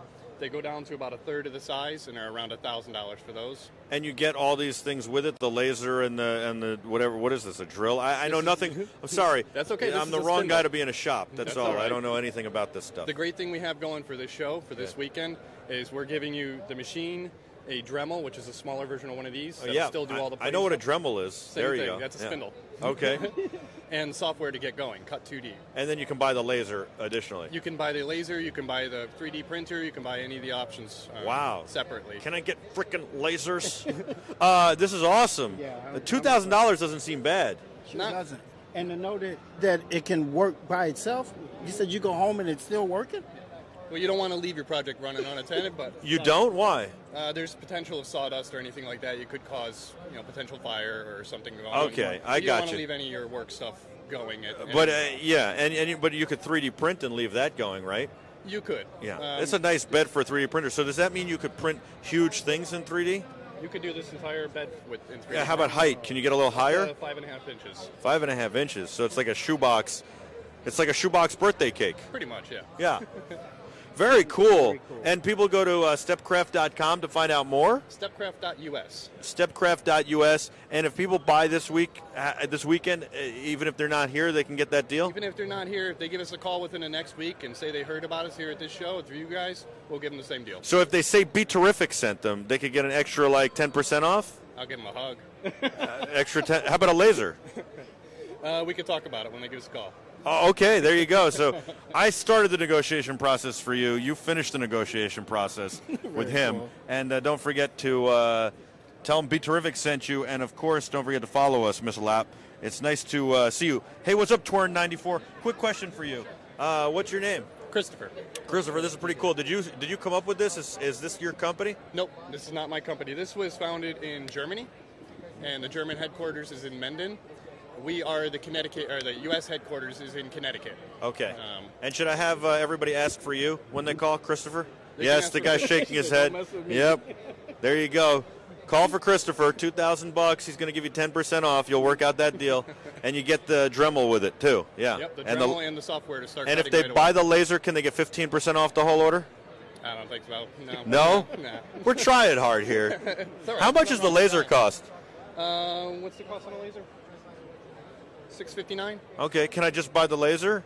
Sure, you're not going to be able to do much with it. Well, it can cut wood, can it? No. Oh. Our laser is mainly, it's a 2-watt laser, so Yeah. it's mainly used for engraving and doing the detail. It can cut through balsa, which makes Right. it perfect for this kind of show. Yeah, very, very cool. Cool stuff, man. Thanks for having some fun with Hey, us. man. Thank I you like so that. much, man. Appreciate yeah, it. nice to meet you. They want to know, have you had anything fun to drive since the Corvette? And what are you driving today? Well, after the Corvette, I got the Mazda RX-7 when they came out with that new. The rotary engine, and it was a mid-engine? Yes, I had the yellow one. Oh, no, it was still a front engine, but it was rotary. rotary and it was well It balanced. was twin turbo. Yes, that I was had a nice I had car. a yellow one. Yeah. And then, of course, I had to get rid of that. Now I drive the luxury of a Nissan Rogue, which nice. I really want a minivan again so I can take more of my toys. You want a minivan? Dude, you can laugh all you want, but I can fill my minivan up with so many of my models when I go to the field. I Yeah. can take my whole arsenal. What if you just get like a really well-worn, well-used minivan just for doing that, and every day you drive something nice? Like, I know. I used to be ashamed of it, but to be honest with you, I They was are always. nice. What was it used to be a show that used to come on back in the 70s. And they used to drive around in an Arc. yeah. I can't remember the name of it. It was in the 70s. Somebody will remind us. Okay. Anyway, and that sleek shape of it, it Yeah. was shaped like the moon, and that's why I don't know. I always liked. We rent minivans on the road when we go to shows. I love 'em. And I do like them for that. They do have a lot of room. In fact, the last show we got to, they were kind of like out of minivans, and then I saw a Tahoe, and I was like, let me have the Tahoe, and we couldn't fit our stuff in it, and they had to find us a minivan. Thank you. It was ridiculous. But I was excited. I was like, a Tahoe, yeah. Yeah. And then we had to be in the minivan again. No shame in my game. I love them. I love minivans. That's my. I guess that's my little downfall. I love them. I by had the way, one. I had a Ford Windstar. I agree with you, and Epicondyle TV says you can't have an automatic. You got to have a manual in a sports car. In a sports car. He's absolutely right. And it's got to Well, go you over said that, 150 miles an hour. I like that. I couldn't agree more. Yeah. These are like RC cars. These are really awesome, but these are gas powered too. Yes, and I'm sure they got some electric ones over there as well. Have you ever raced one of these?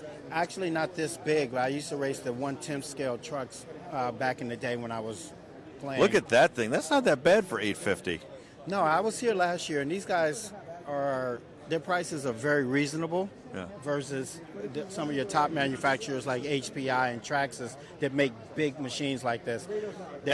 Epicondyle TV wants to know why you wouldn't get a pickup truck, and I've seen Rory's got a Tacoma with a covered bed. That's kind of nice. It is, but you know what? I had kids at the time, and I don't know. I just loved Well, it. minivan and kids, it works. And I got to tell you, whenever someone was moving, they'd always call me. Is that a good thing? I think that's a bad thing. It really I was think a that's bad like, thing. I don't want the minivan because they're going to call. All right, here. Let's talk to this gentleman. This gentleman. All right, we got to wait for him. This guy doesn't want to go on camera. He's like, no. I've already been on. It was called Cops, and that's the only show I'll ever know. Hey, how you doing? How are you? Good. I'm Michael. That's Hey, Steven. I'm Steven, man. Pleasure to meet you. Nice to meet you, Dan. And I don't know where the camera went. There's Cortney. Those are the Terrifics. Tell me about this thing. good? This is only $350? Yeah, this is the least expensive model that we sell thousands of, literally, because it's getting people into the hobby of fifth scale RC gas-powered vehicles for $350 ready to run. So That's all you really can't go wrong. And you got to buy the controller too, right? It even comes with a radio. Are you kidding me? What? And this is gas powered? Yeah, this is a 27.5 cc two-stroke gas power. So you just mix it with oil and gas, and like a weed whacker engine, basically. Yeah. I had a GoPed when I was a kid. You know what those are? Yeah. I took it down to this place in Chinatown. I got the guy to put a bigger air filter in and do some hop it up. I got pulled over by the NYPD. They're like, "You have any idea how fast you were going?" I was like, "No, 45." I said, "Oh." That's speeding in New York City, sir. Let's go see your father. It's amazing. Yeah, people, but you could basically get a tow rope and put it behind here and stand on a skateboard, and it'll pull you.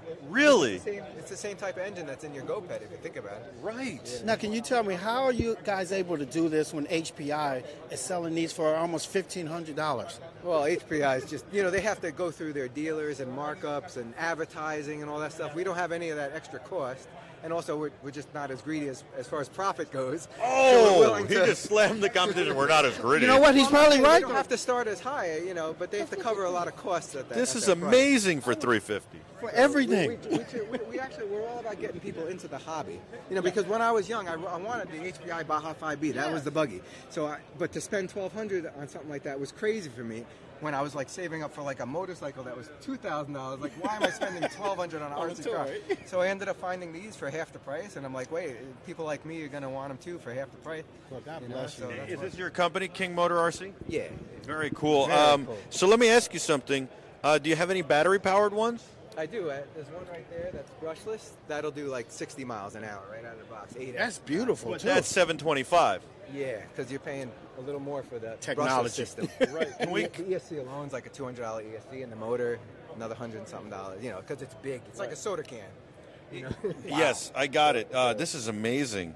And you just pull this like you're starting a lawnmower. Yeah, weed whacker. It has a choke and everything. So you choke it, couple pulls, it starts to run, unchoke it. How fast will this one go? This will do 35 to 40 the most out of the box. I have bigger ones with 36cc engines on them. These will do 40 miles an hour easy out of the box, and you could always re-gear it. Has enough power to go 50, 55 miles an hour. How about the run time? About 30, 35 minutes easily on a tank of gas. And then, you know, you run out of gas, just pour some more in. Yeah. You don't have to swap batteries out or anything like that. Expensive That's battery. advantage. You know, that's what's great about it. You can we take this for? Can we take one for a spin right here just to see one move? Is it possible? I can't start one up here. I don't even have any gas. Well, how about the battery one? I don't have the batteries either, but I could make one of my little 8 scales go. Yeah, could you? But, yeah, it'd have to take me some time. Well, we'll come back then. And so people go to kingmotorrc.com. Or rovinrc.com. I have 2 websites.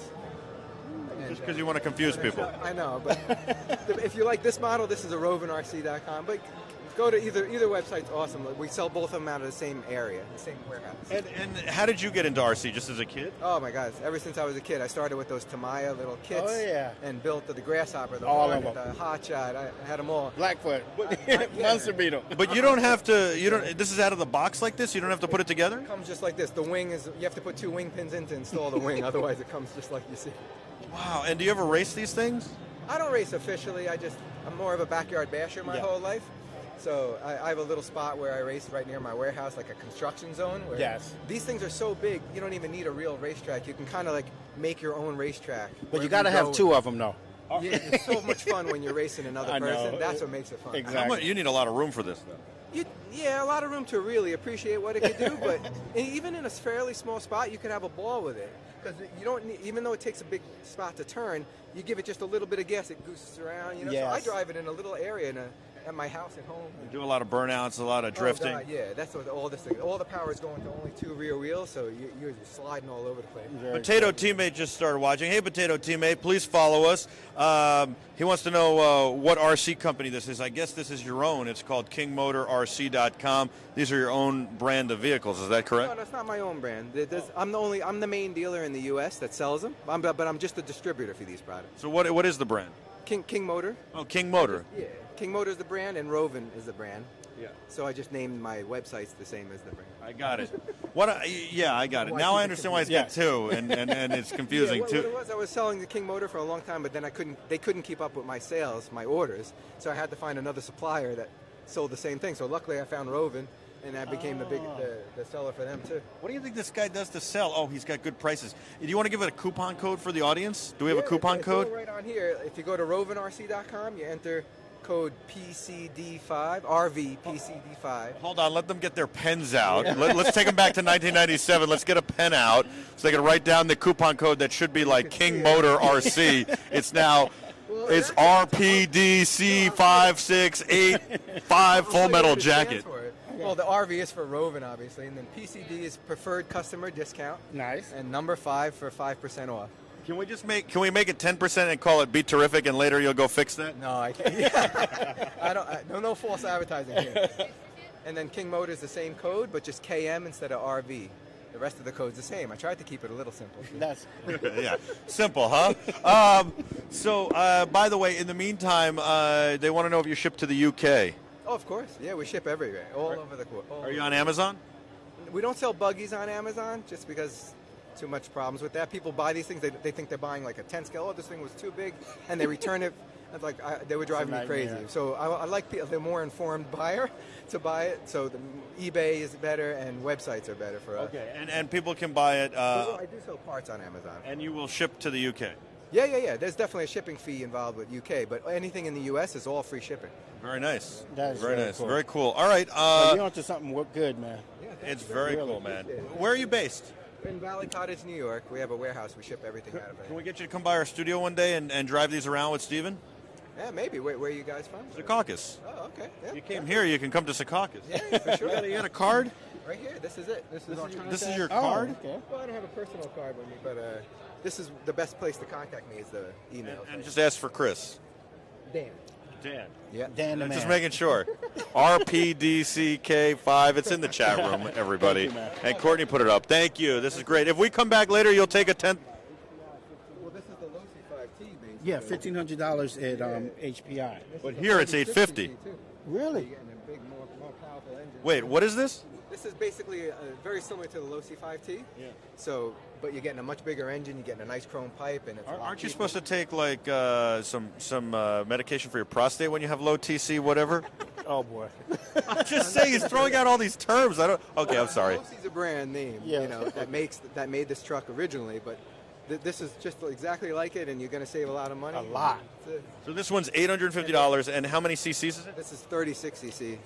Wow. Yeah. So How it fast has a will lot this more go? torque? About 40 miles an hour. But it's about the torque. Yeah, this will go a lot easier, take off a lot faster. You can go off ramps and stuff. Yeah, this is like a tank. This you is literally fun, could man. just jump it off anything. Yes. You know. Very cool. What's the size you said you could get going in here? That was this size? Wow, this is only I could probably get one of these going for you later. That would be. This is like a 7th scale electric, brushless. That's still huge. Yeah. Can we get one of those going? Yeah, I'll do that. I'll do that for you. Awesome. We'll come back in a little And while. it's got He's sound, great. too. Thank you, Dan. Wow. RPod77 Thank you, says, ordering one of those this spring. Potato Teammate says, let's go. Getting it shipped to the UK. So you're going to get an order from the UK. You remember that's from BeTerrific. Yeah, you Very got the cool. coupon code in there. Thanks, Potato Teammate. Follow us. What do you got here? This is a real dragster. This is like an ain't no toy. NHRA drag racer. This is not a toy, is right. Look at We're from Primal RC, and this is a dragster. It's for the mechanically inclined. So it comes with a Zenoa 29cc engine. It has a centrifugal clutch. It comes ready to run with a gas tank here. Just crank it in there. It comes with a remote, and they do drag racing. They do it at Floyd Bennett Field, Brooklyn Hobbies. You know, it's a very popular hobby shop that goes to Floyd Bennett, and they race it. That's 60 miles an hour in about 5 seconds. Jeez. Pretty quick. That's And faster than my Nissan Rogue. And this is a hobbyist. He did modify this. This is a dual engine version of it. They did the lights. so a dual engine would go 120 miles an hour? No.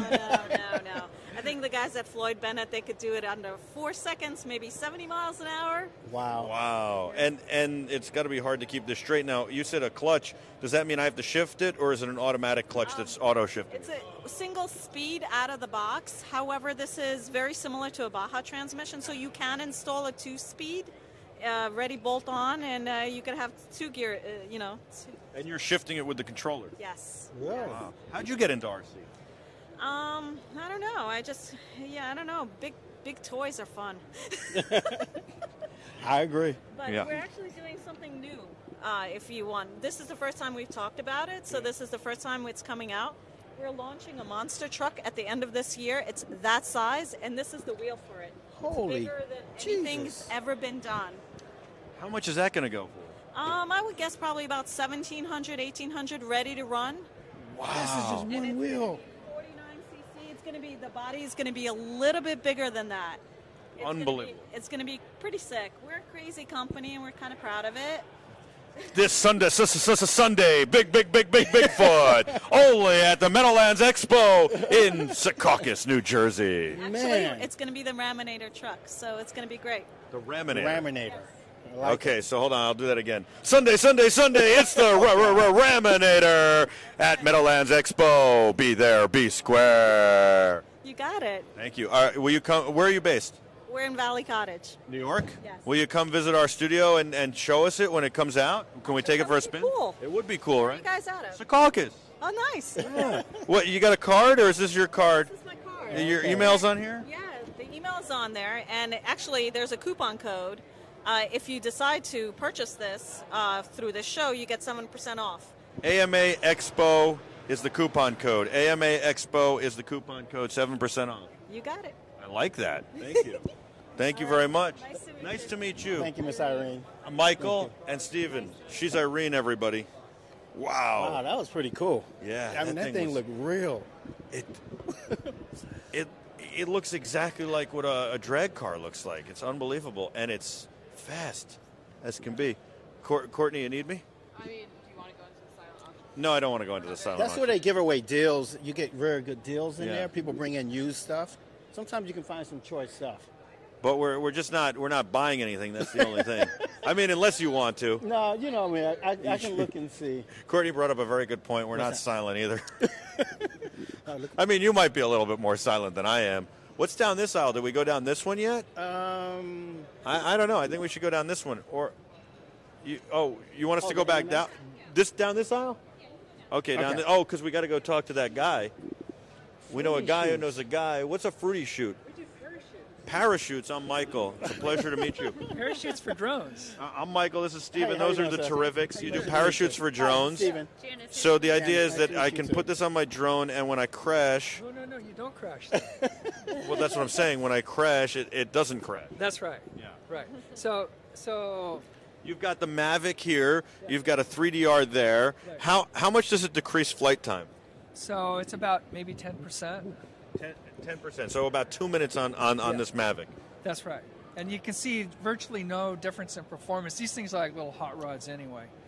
So, but how it works is that this has an IMU in it. This is a fail-safe controller, and it detects that you're falling or some type of out-of-control operation, and it will then deploy the parachute automatically. So if you have some kind of failure, battery failure, or some kind of electronics failure that would otherwise lead to a crash, the parachute will deploy. It comes out. There's some shock cord, so it gets separation from the drone, and then it's harnessed right here, and then it will come down like this in this case, and protect the camera.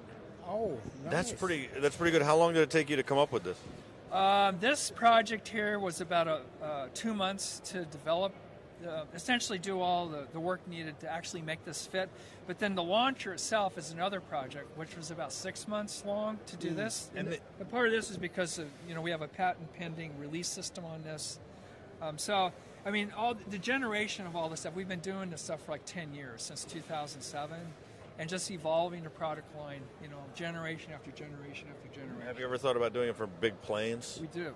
Really? Well, not human, but like for 700-pound like UAVs, defense industry type stuff. And like NASA and SpaceX are customers of ours. They bought a lot of product. Really? Wow. But I think a lot of it's for testing and research. Are you allowed to tell us that? No. Oh well. No, I can tell you that. Now that's pretty cool. How much does that cost? So this is $525. Yeah. So, but I mean, if you get to the platinum is about a $1,200 or $1,300 bird. So it's about a third the cost. Right. And then the Solo, I mean, you may not even care that much about a Solo, but they're pretty cheap. But this is a great test platform for us. Mm-hmm. And then everybody has those. Yeah. And then, Phantom. Yep. The Phantom system is about the same cost. It's $525. This uses a flipboard. And this product here is made by, the board's made by SkyCat. All the parachute and everything else is made by us. And this flips the chute down and away, gets it out away, and then it's harnessed around on the top so it lands level. And this also has like the same fail-safe device and a battery, self-contained. None of the sensors are blocked. That was one of the challenges on the Mavic. was the fact that this has so many things going on, so many places with the switches and the lights here. We didn't want to block any sensors. Oh, yeah. And then getting clearance for the propellers was just like key. Paul Dixon's watching. He's in the UK. Hi, Paul Dixon. He says he always wondered why they didn't put parachutes on drones. I think it's a good idea. Now, there are some guys right behind you on the other side that are designing their own drones, and they say you bring your own parachute, but they have a clip for it. Is that what this is? Is this a ability to bring your own? Yeah, so this is just the launcher that you see here. And then what happens is the launcher with the parachute get integrated in with the mount and then with other electronics to form a complete system. Very cool. And where do people find out more? It's fruityshoots.com, and that's FRUITYCHUTES.com. Fruityshoots.com. Are there scenarios where this doesn't work out for you? Like, for instance, it gets caught in the props, or you know, I don't know, you hit a wall and it broke on the wall, so all you're getting is the parts down on the ground anyway? Yeah, I mean, if you're too low, your parachute can't work if you're too low. That's the other question I had, is how high do you have to be? Yeah, you need to be about 90 feet or about 30 meters to really have high probability of success. As you get lower, it's not that it doesn't work, but you start getting into where maybe it takes a little bit longer than sometimes to deploy. So being higher helps. And also, if you run into a wall, maybe you need to improve your piloting skills and not flying into walls. And it's pretty hard to guard against that. Right. I was going to say, there's nothing left of the drone when it goes into a wall to save. So, fruityshoot.com. Fruityshoots.com. Fruityshoots.com. Very good cool concept. Thank you. Well, thank you. Thank you. Thanks for stopping by. Thanks for having us. What's that box, by the way? Is that part of the system, or is that? So this is a fail-safe transmitter. So this is a dedicated and a long-range transmitter. You push the button and the parachute ejects. So this can be used for manual ejection. Like, think if you have a flyaway. Right. Yeah. This thinks everything's fine, but it's going, man. It's going. headed to the next state. With the light weight of the chutes, I mean, with the drones like the Mavic Pro, when the chute opens, does it ever get carried away? Yeah. In high wind. Yeah, it has to be pretty windy. I mean, to really lose it, because most of these don't fly that high.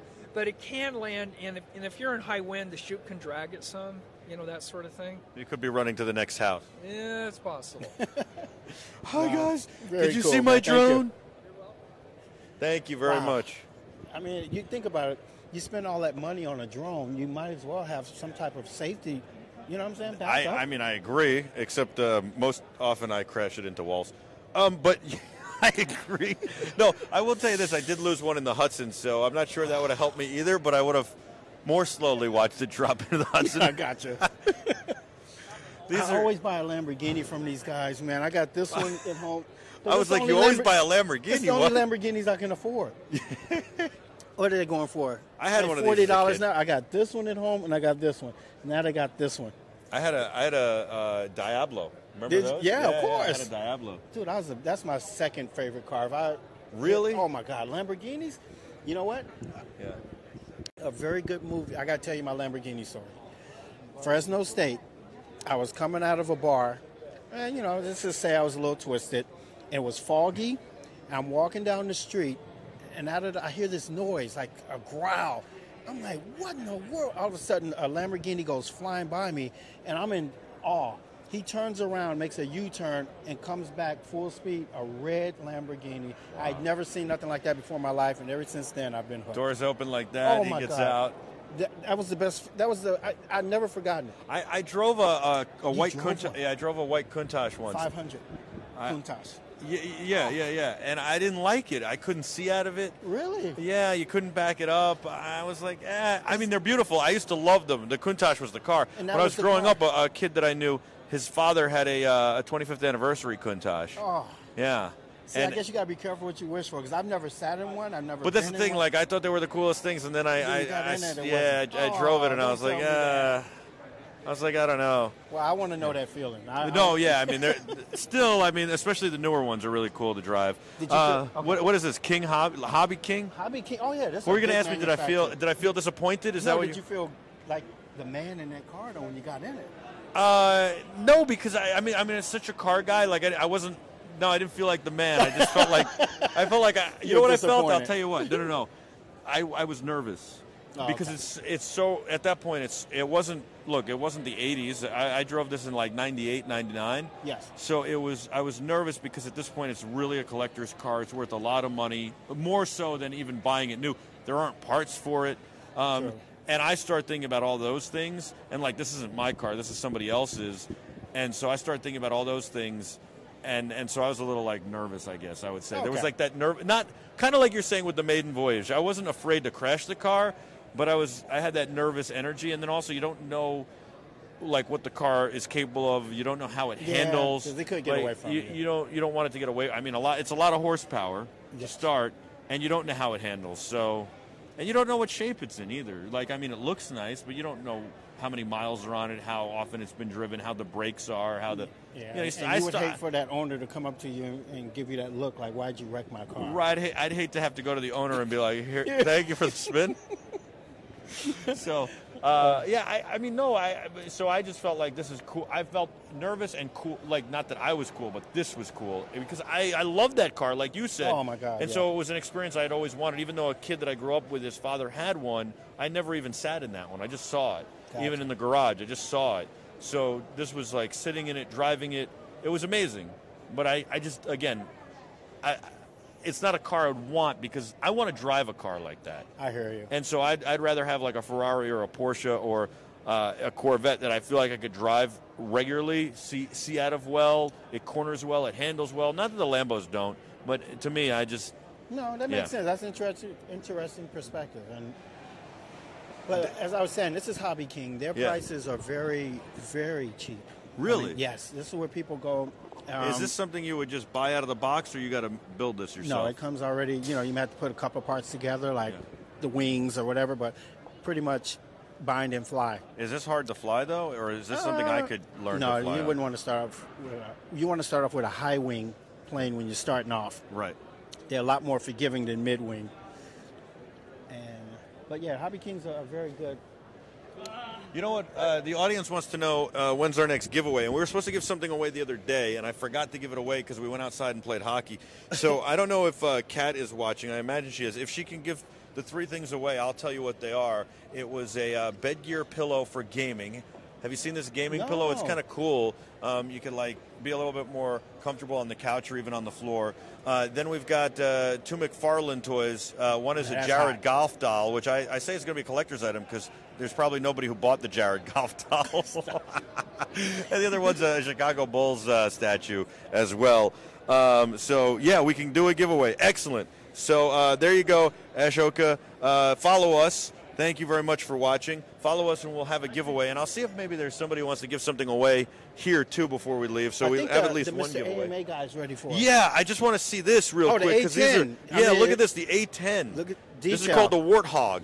Now, does that look like foam to you? That does not look like foam. That is foam, my friend. That looks like it could take off on the back of an aircraft carrier and do some serious damage. So this is a plane that, by all intents and purposes, should have been retired 30 years ago and is still flying, and they wish they could order more. This is a workhorse. It's still most beautiful, the Warthog. How can you not love that noise it makes when it's doing a gun pass? During Thanksgiving, I was in Pima at the Air and Space Museum there in Arizona, and they kept taking these off all day. No way. I mean, they're right by a base. And they were taking them off all day. It was unbelievable to watch them. Dog. I took pictures of them in the sky off my phone. It was crazy. My son was like, plane. I'm like, yeah, Warthog. Yeah. So it's kind of crazy. All right. Epicondyle TV used to have an A10 in the video game back in the 90s. Yes. All right, so we'll do this, and we'll see if maybe those Hobby King guys want to give something away. We'll see. Hey, Bill, how are you? I'm Michael. Hi, Michael. Bill Pritchett. It's a pleasure to meet you, Bill. This is Stephen Baker. Pleasure. Hi, Steve. Nice to know you. Likewise. And these pretty good, man. Having a good time. And these are the Terrifics. That's Cortney, obviously. These are the Terrifics. Courtney and the Terrifics. Yes.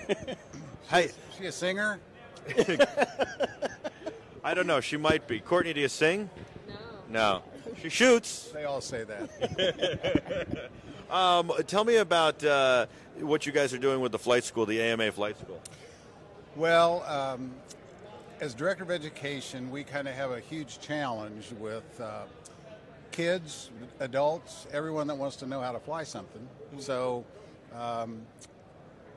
our flight school is designed to answer the question, how do I? How do I fly? How do I build? How do I do that safely and appropriately? And so there's a lot of content. See, that's what I keep asking Steven. Steven's been flying for years, and I keep saying, how do I fly? How hard is it to fly? How do I build? I can't build anything, so I want to buy it out of the box ready to fly. But I would like to learn. So is this online, or is this in person, or is this a combination? AMAflightschool.org is completely online. Wow. You can buy something out of the box, charge it, and fly it successfully. And it's a challenge that's kind of unique for us because for so many years we've worried about training. Well, how do you train someone that doesn't need trained? Well, there's still things to know about the national airspace and things like that. But as far as you finding something that you can buy to fly, easy. And so there are videos and stuff also on AMA Flight School? Absolutely. And there's lots of links. One of the things that as a nonprofit we try and do is engage partners and other resources. No reason to reinvent the wheel, so we use as much of that as we can. Very nice. Have you ever watched some of their videos? Of course, man. Really? Absolutely. So even a guy like him who's been doing it for so long I've been is doing watching this a the long videos. time, and like I said, with this new generation, there's so much information out there. I even tell my own kids and my mother, if you want to learn how to do something, you can go as simple as YouTube. There's so much information out there, so you can basically learn anything online. And well, one of the popular things that came out with the advent of the drone is Know Before You Fly. And that was a partnership with the Academy of Model Aeronautics and AUVSI and AOPA. And what we've basically done is gone our own way now with what to know before you fly. Mm-hmm. It's really specific, but it's very simple. And that's part of flight school, and that's called Learn SUAS. And LearnSUAS.org is really a choice of two items. One, you're a recreational guy, you want to go out and have some fun, you're not going to hurt anybody or be at risk, or two, you want to go make some money. Mm-hmm. So I would imagine that this also includes drones, which we need to talk about drone safety. All these folks are getting drones today, and drone safety is really important, but so is safety for flying a plane or safety for flying a helicopter. Well, the perception is kind of interesting. My son and I fly competitively, and we go to contests and travel. And last summer I had the gate on my Suburban open and 2 model airplanes sitting in there. I'm getting gas and filling the ice chests and all that. And this woman walked behind the truck, looked inside, and said, "Oh, wow, you fly drones." And I'm looking at my model airplane sitting there, and I'm thinking, yes, ma'am. Yes, ma'am, I do. I mean, when the FAA said we're all the same, yeah, that kind of, in a regulatory environment and in a lot of public perception, made model airplanes, model helicopters, multi-rotors, drones, all the same thing. And when the word drone first came out, we tried to avoid using that. Exactly. You remember that? Yeah, quadcopters, man. Yeah, They're not drones. And because drones had, and maybe to some still do, a military connotation. Because yes. I remember sitting at home watching the news in Desert Storm and seeing a battalion of bad guys surrendering to a model airplane. So that's a drone. Right, exactly. Right. So that's very true. How did you first get into model airplanes? Well, my dad flew control line, so I started out flying control line many years ago. Got into radio control in the late 60s and 70s. Wow. Never looked away. Between the two of us, my wife and I have 8 kids, and they've all been exposed to flying radio-controlled model airplanes, and only my baby, the last one, is ate up with it, and he just won't put it down. So it's really been a fun time for me to enjoy that father-son very cool time, and all that. If you want to get to know someone, even if it's your own child, travel with them a lot. That's a good point. That is a very good point. A good point. AMA Flight School, it's amaflightschool.org. Yes, sir. And you can find resources there. You can also donate because it's a nonprofit and get involved, I would imagine. Yes, sir. Excellent. Yes. Thank you so much, Thank Bill. you so much, Bill. Thank you. We look forward to doing more events with you guys. All right. And, coming out this summer maybe to Indiana for the helicopter stuff. That'd be awesome. Yeah, the Urcha. Urcha, yeah. Yeah. Always been on the bucket list. Well, let me know if you do, and I'll get you a backstage tour. Oh, Excellent. really? You get them a Awesome. backstage tour. Do you have a card? I do. I got him. Excellent. He's got it. Grab two, Steve. All right. Thank you so much. This is a wonderful event. Yes, By the God way, if you bless guys get a chance this weekend and you're in the New York, New Jersey area, come out here to the Meadowlands Expo and check out this wonderful AMA event here, AMA Expo East. It's really, really cool.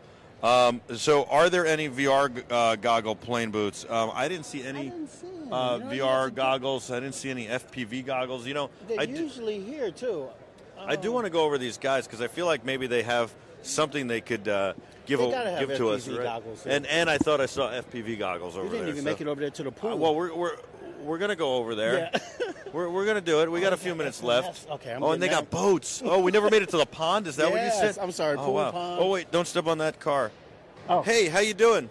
Doing all right. How are you? Good. I was actually wondering if you could tell me a little bit about Hobby King. I'm Michael. This is Steve. How you doing, man? And, Get up to Rob. Bye. and those are the Terrifics. Those are our audience. So how you doing? Very well, thanks. How are you? I'm great. Thank you. Tell me a little bit about Hobby King. Hobby King is the world's largest online retailer of RC hobby parts and models. Very cool. And I hear that you're a good place where people can start to learn to fly and stuff. Even like that, Hobby King is this Hobby King one right here is $319, which isn't a terrible price, and right out of the box, ready to fly. It's not quite ready to fly. It's called P&P, plug and play. So you plug in a receiver and a battery, and then you fly. Got it.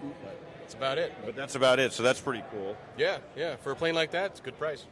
So so I've heard you're a good place to start when you start getting into the hobby.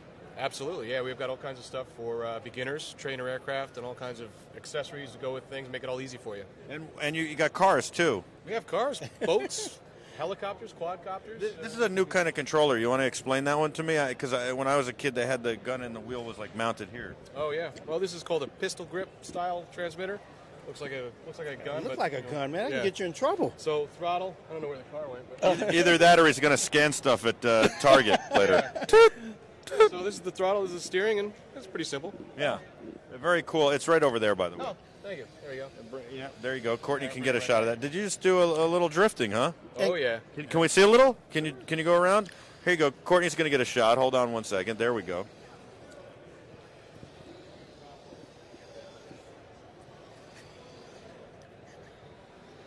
It's kind of hard on the surface. It's really slick. Can we lose it? Yeah, we want it to be really slick, right? Yeah. This is cool stuff. Do you have FPV goggles for flying too? Absolutely. Oh yeah. FPV is a big segment for us, so we sell all kinds of stuff. And do you sell racing drones that are ready to like fly? Because I'd love to get into racing drones, but it's just like I'm not going to build my own. Yeah, we have racing drones ready to fly right out of the box. Wow, we got to get a pair of those and start flying. Absolutely. Now, how can you guys be so competitive? Because I notice when I go online, your prices are so much cheaper than the other manufacturers. A lot of the stuff is made in-house, so we can keep the prices down because there's no middleman, you know. Now, you have two warehouses? We have one warehouse in the United States. One it's out in the United States. Oregon, outside Okay. of Portland. We have a customer service and product support office on Long Island, New York. That's where we're all from.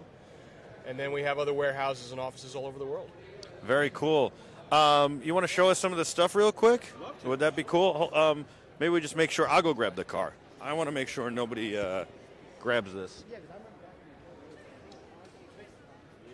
I wanted to make sure nobody stepped on that or grabbed it. You know, that would have been disastrous. Hey, Adam, what's up? Is that a 3D Adam, did you need me? printer? Yeah. You guys, how much would that cost? That's about $200. Come on. Wait, that 3D printer is $200? Yeah, Are you $200. serious? Yep. And it's small prints. Yeah, it's 200 by 200 by 200. We've been printing these out all day. It prints this out about 24 minutes, and you know, quality is fantastic. And again, it's $212. And what software does it run? We've been running it with the software that comes with it, is Repetier Host, and it's familiar to anybody that does 3D printing, or if you're new to it, that's what you use. And then what kind of files? Can it take files from all different like CAD programs? Yeah, any file. It's STL is the standard. Yep, STL, yeah. Yep. So anything you can convert from other things, but any 3D stuff that's converted into STL, Load it right out. You can even load that with, you don't even need a computer with that. You can just put an SD card with your files on it and print right from the card. Wow. Very nice for $200. And the prices are competitive. They are competitive. Oh, what is that little thing? What is that? That's a racing drone. The new Fly Egg 130 millimeter race drone. It's got a tiny little camera on it, so that's an FPV race drone. That's what we would start with to race each other. I would actually start with something a little bigger. I would go with something a 250 size, which is the standard racing drone. Okay. And the little guys, there's really not a whole lot of racing involved with the little guys yet, but they're great for freestyle, for just cruising around in your backyard and just doing crazy stuff. Very cool. How much are those? That is 112. Not bad at all. And how about these FPV? These are FPV goggles. Those FPV goggles, that's the new Diversity Cyclops version 2. Those are only $66. Come on, man. Yeah. I like those goggles better than the little thin ones that I have. $66? Yeah. And you'll hook up to like any of the They'll FPV? hook up to any standard 5.8G race band stuff, standard. Yeah, oh yeah. Does it have an output for video? Yes, it certainly does. Wow, so we could hook that up and we could race and then the field of view? Field of view is, it's standard FPV. It's like maybe 110 degrees, give or take. Something like that. Wow. I can't believe that. $66. You know what? Now I see what you said about the prices. Yeah, I'm telling you, Hobby King is the best, man. If you want, for our listeners that want to get started and don't want to spend a lot of money, come here. Very cool. Seriously. Tell us about this. This is one of my babies. This is a brand new plane that we came out with under our Durafly line. Durafly is one of the in-house brands that we make ourselves. And you designed this? No, I wish I did. Conceptualized it? I pushed for it. I was the first guy. When I first got hired, I'm a big fan of BF-109s. I've got 15 RC versions of this No plane. way. Yeah. And so I said, we don't have a 109. So I made it happen. You mastered how to land these things because they're tough with this landing It is gear. tough. Yeah, I know. it took a long time, but I've got it down. And we have this. So this is the Battle of Britain scheme, and then we also have the Desert scheme. Yeah. Yeah, I like that one. It's really cool looking. Very cool. I like the Battle of Britain scheme, but very... Bomb drop on it. If you look down there, the bomb actually can drop off. It's pretty slick. That's pretty cool. Yeah. Oh, yeah. Very cool. And then when you lose the bomb, can you buy a replacement bomb? Absolutely. You're not going to lose And it. can you load it with like water or something? They're solid, and they've got a weight in them so they fall properly. But you can buy hollow ones and put powder in them and stuff like that, or whatever you want. So the audience is asking, we do a lot of giveaways with our audience. I don't want to put you on the spot, but is it possible to give away to one lucky audience member one of those small little drones? We could probably do that right now. We'll do it right now. I'll get your card and information. We'll send it out to them. How's that sound? All right, yeah, we can do that. We can do it? We can do that, yeah. Oh, yeah. There you go. Epicondyle TV, Arpod, Twern, everybody else who's watching who asked for that. Thank you very much. That's awesome. HobbyKing.com. Let's see what else you got here. This is super Look at cool. this. Remember the young lady told us they're making a raminator Yes. of this. Going to be like a 50 huge times one. Yeah. the size of this. But that's a small one This you could is have a lot of awesome. fun with. Yeah, that's cool for just knocking around in, Exactly. right in your backyard, little crawler. Four-wheel steering on that little badass. And some shocks. Yeah, oh yeah, this thing is crazy. Oh, no way. I mean, you can That's go, a rock you can climber. really, yeah. Courtney, did you get a shot of that? She's trying to get a shot of it, so hold on. Let's get a shot of that. And obviously you got some big ones too here. They get huge. Yeah, we've got the big Berserker right there. Wait, is this only $79 for this thing? Yeah. Oh, yeah, I'm getting the shot of the shocks moving and stuff. That's what I was trying to do for you. Is like Courtney's getting This is like gonna be a upset hot 'cause I'm seller. blocking it. I already know. Trust me. I got That's that Super insane. Cub from Horizon, the big one. The blue one is not good. This Look at is that beautiful. plane, Courtney. That thing that's what Steven's talking about. When is it coming out? That's going to come out probably about 6 weeks. First quarter of 2018, pretty soon. That same color scheme? Or you're going to have red? Okay. Yeah. And I think we might eventually have other color schemes, but for now it's that blue. And lights? Yeah, absolutely has lights. Yep. Tell me about this. This has got no tires on it. Is that by It's a design? drift car. Yeah, It's just for drifting. It's just for drifting, kind of like that green one we were checking out earlier. The tires are really slick, and you just drift around. You can just, Very cool. Go nuts. $69 for that. The plane is awesome. I told you, You're Hobby King is good, man. You're awesome, man. Thank you. Thank you very much. We're gonna give something away to our Terrifics in a few minutes. One of the mini drones. I'll get your card. I'll come back around right when we wrap up. Okay. And I'll come around and we'll settle it up. Thank you so much. That's great. And you're based on Long Island. Yeah, our office is on Long Island. We might have to come visit one day. Absolutely, come on by. Excellent. Or you should come to our studio, bring some stuff, and we'll play. Where's your studio? It's the Caucus. We'll come down next time for sure. There you go. All right. Thank you so much. Right on, Nice to meet you. Seriously, Wow. thank you. It's awesome. How are you guys Wow, that doing? was How you cool. feeling? That was cool. That was cool. That was cool. And I told you, HobbyKing.com. I was not playing. Hobby King has the best prices. You see the prices, and then you see the other manufacturers' prices. You're like, how can they do this? Yeah. And the stuff is good. That's pretty amazing. Yeah, it is good. It really is good stuff. It's the very same good stuff. So I think, are they wrapping up for the day? They Oh, are. really? We should go. Oh, we've been having so much You know what? fun. We got to grab his card now before Okay. he leaves. Hold on. 1 second. I didn't realize it got so late on us so quick. There's the boat pond. We didn't even get there. And the big planes. Oh, you want to take everybody to the boat pond real quick? Okay. Let's All right, you guys go to the boat pond. All right, guys, follow me over here. We're going to take a real quick look at the boat pond. So here's the card. That's my boss's name on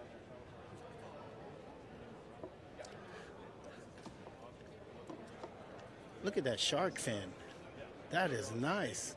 Can you imagine that in the water when you... I had to beat up somebody.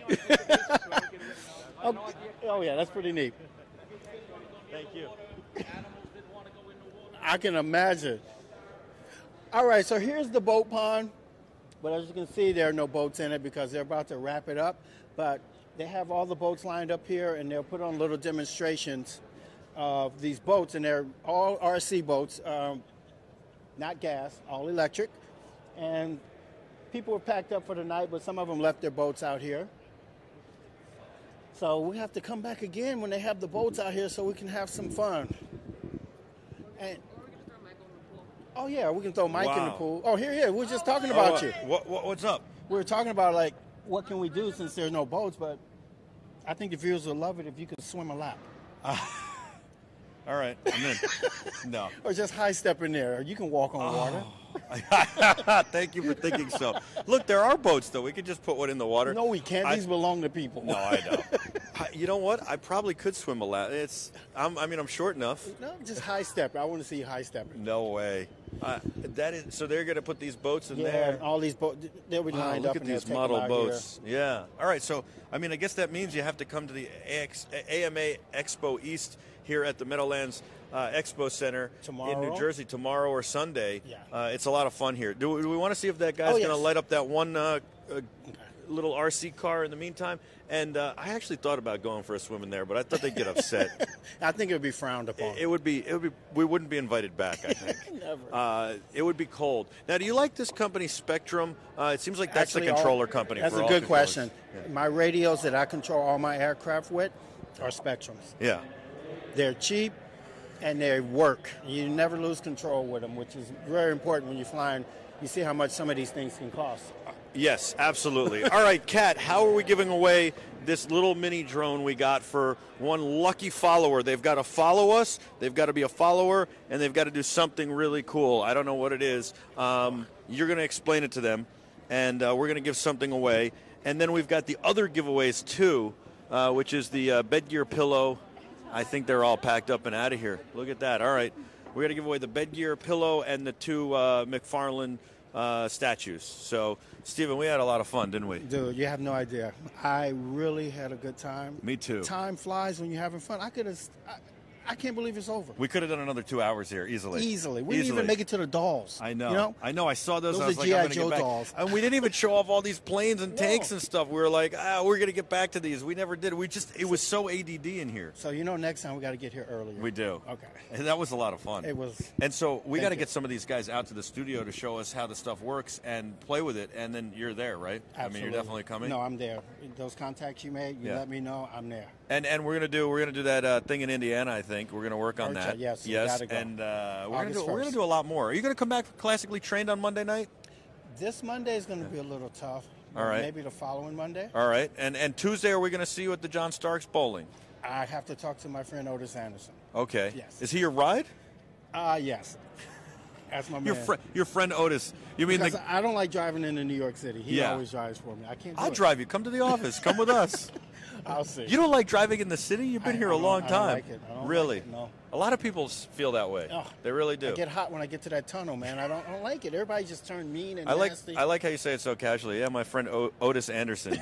You mean OJ Anderson? That's my boy. Yeah, that's pretty awesome. But- All right. So after the stream, we're gonna run a rerun, right? Which is what we do when we're not streaming. And Kat is gonna announce a keyword after the stream and give everything away. And that's pretty awesome of Hobby King, hobbyking.com to hook us up. For them to come through like that, it makes me even respect them even more. Yeah, because their absolutely. prices are the best. Yes, absolutely. And of course, we got to thank the wonderful people at the AMA. They're wonderful folks, and they really took good care of us here and hooked us up. Yeah, they accommodated us very well. I can't thank them enough. This is my first time doing it in this perspective. I'm usually walking around buying stuff, but this was a lot more fun. This was definitely a lot of fun. It really was. Thank you so much for watching. You're the Terrifics. Thank you, We got guys. a great lineup starting again next week. We've got 3 people like this. That's 10 a.m. To noon, Monday, Tuesday, and Wednesday. We've got The Real Deal with Kat and Kevin on Tuesdays and Fridays at 2 p.m. My show is Monday through Friday. The Michael Artsis Show, 3 to 5 p.m.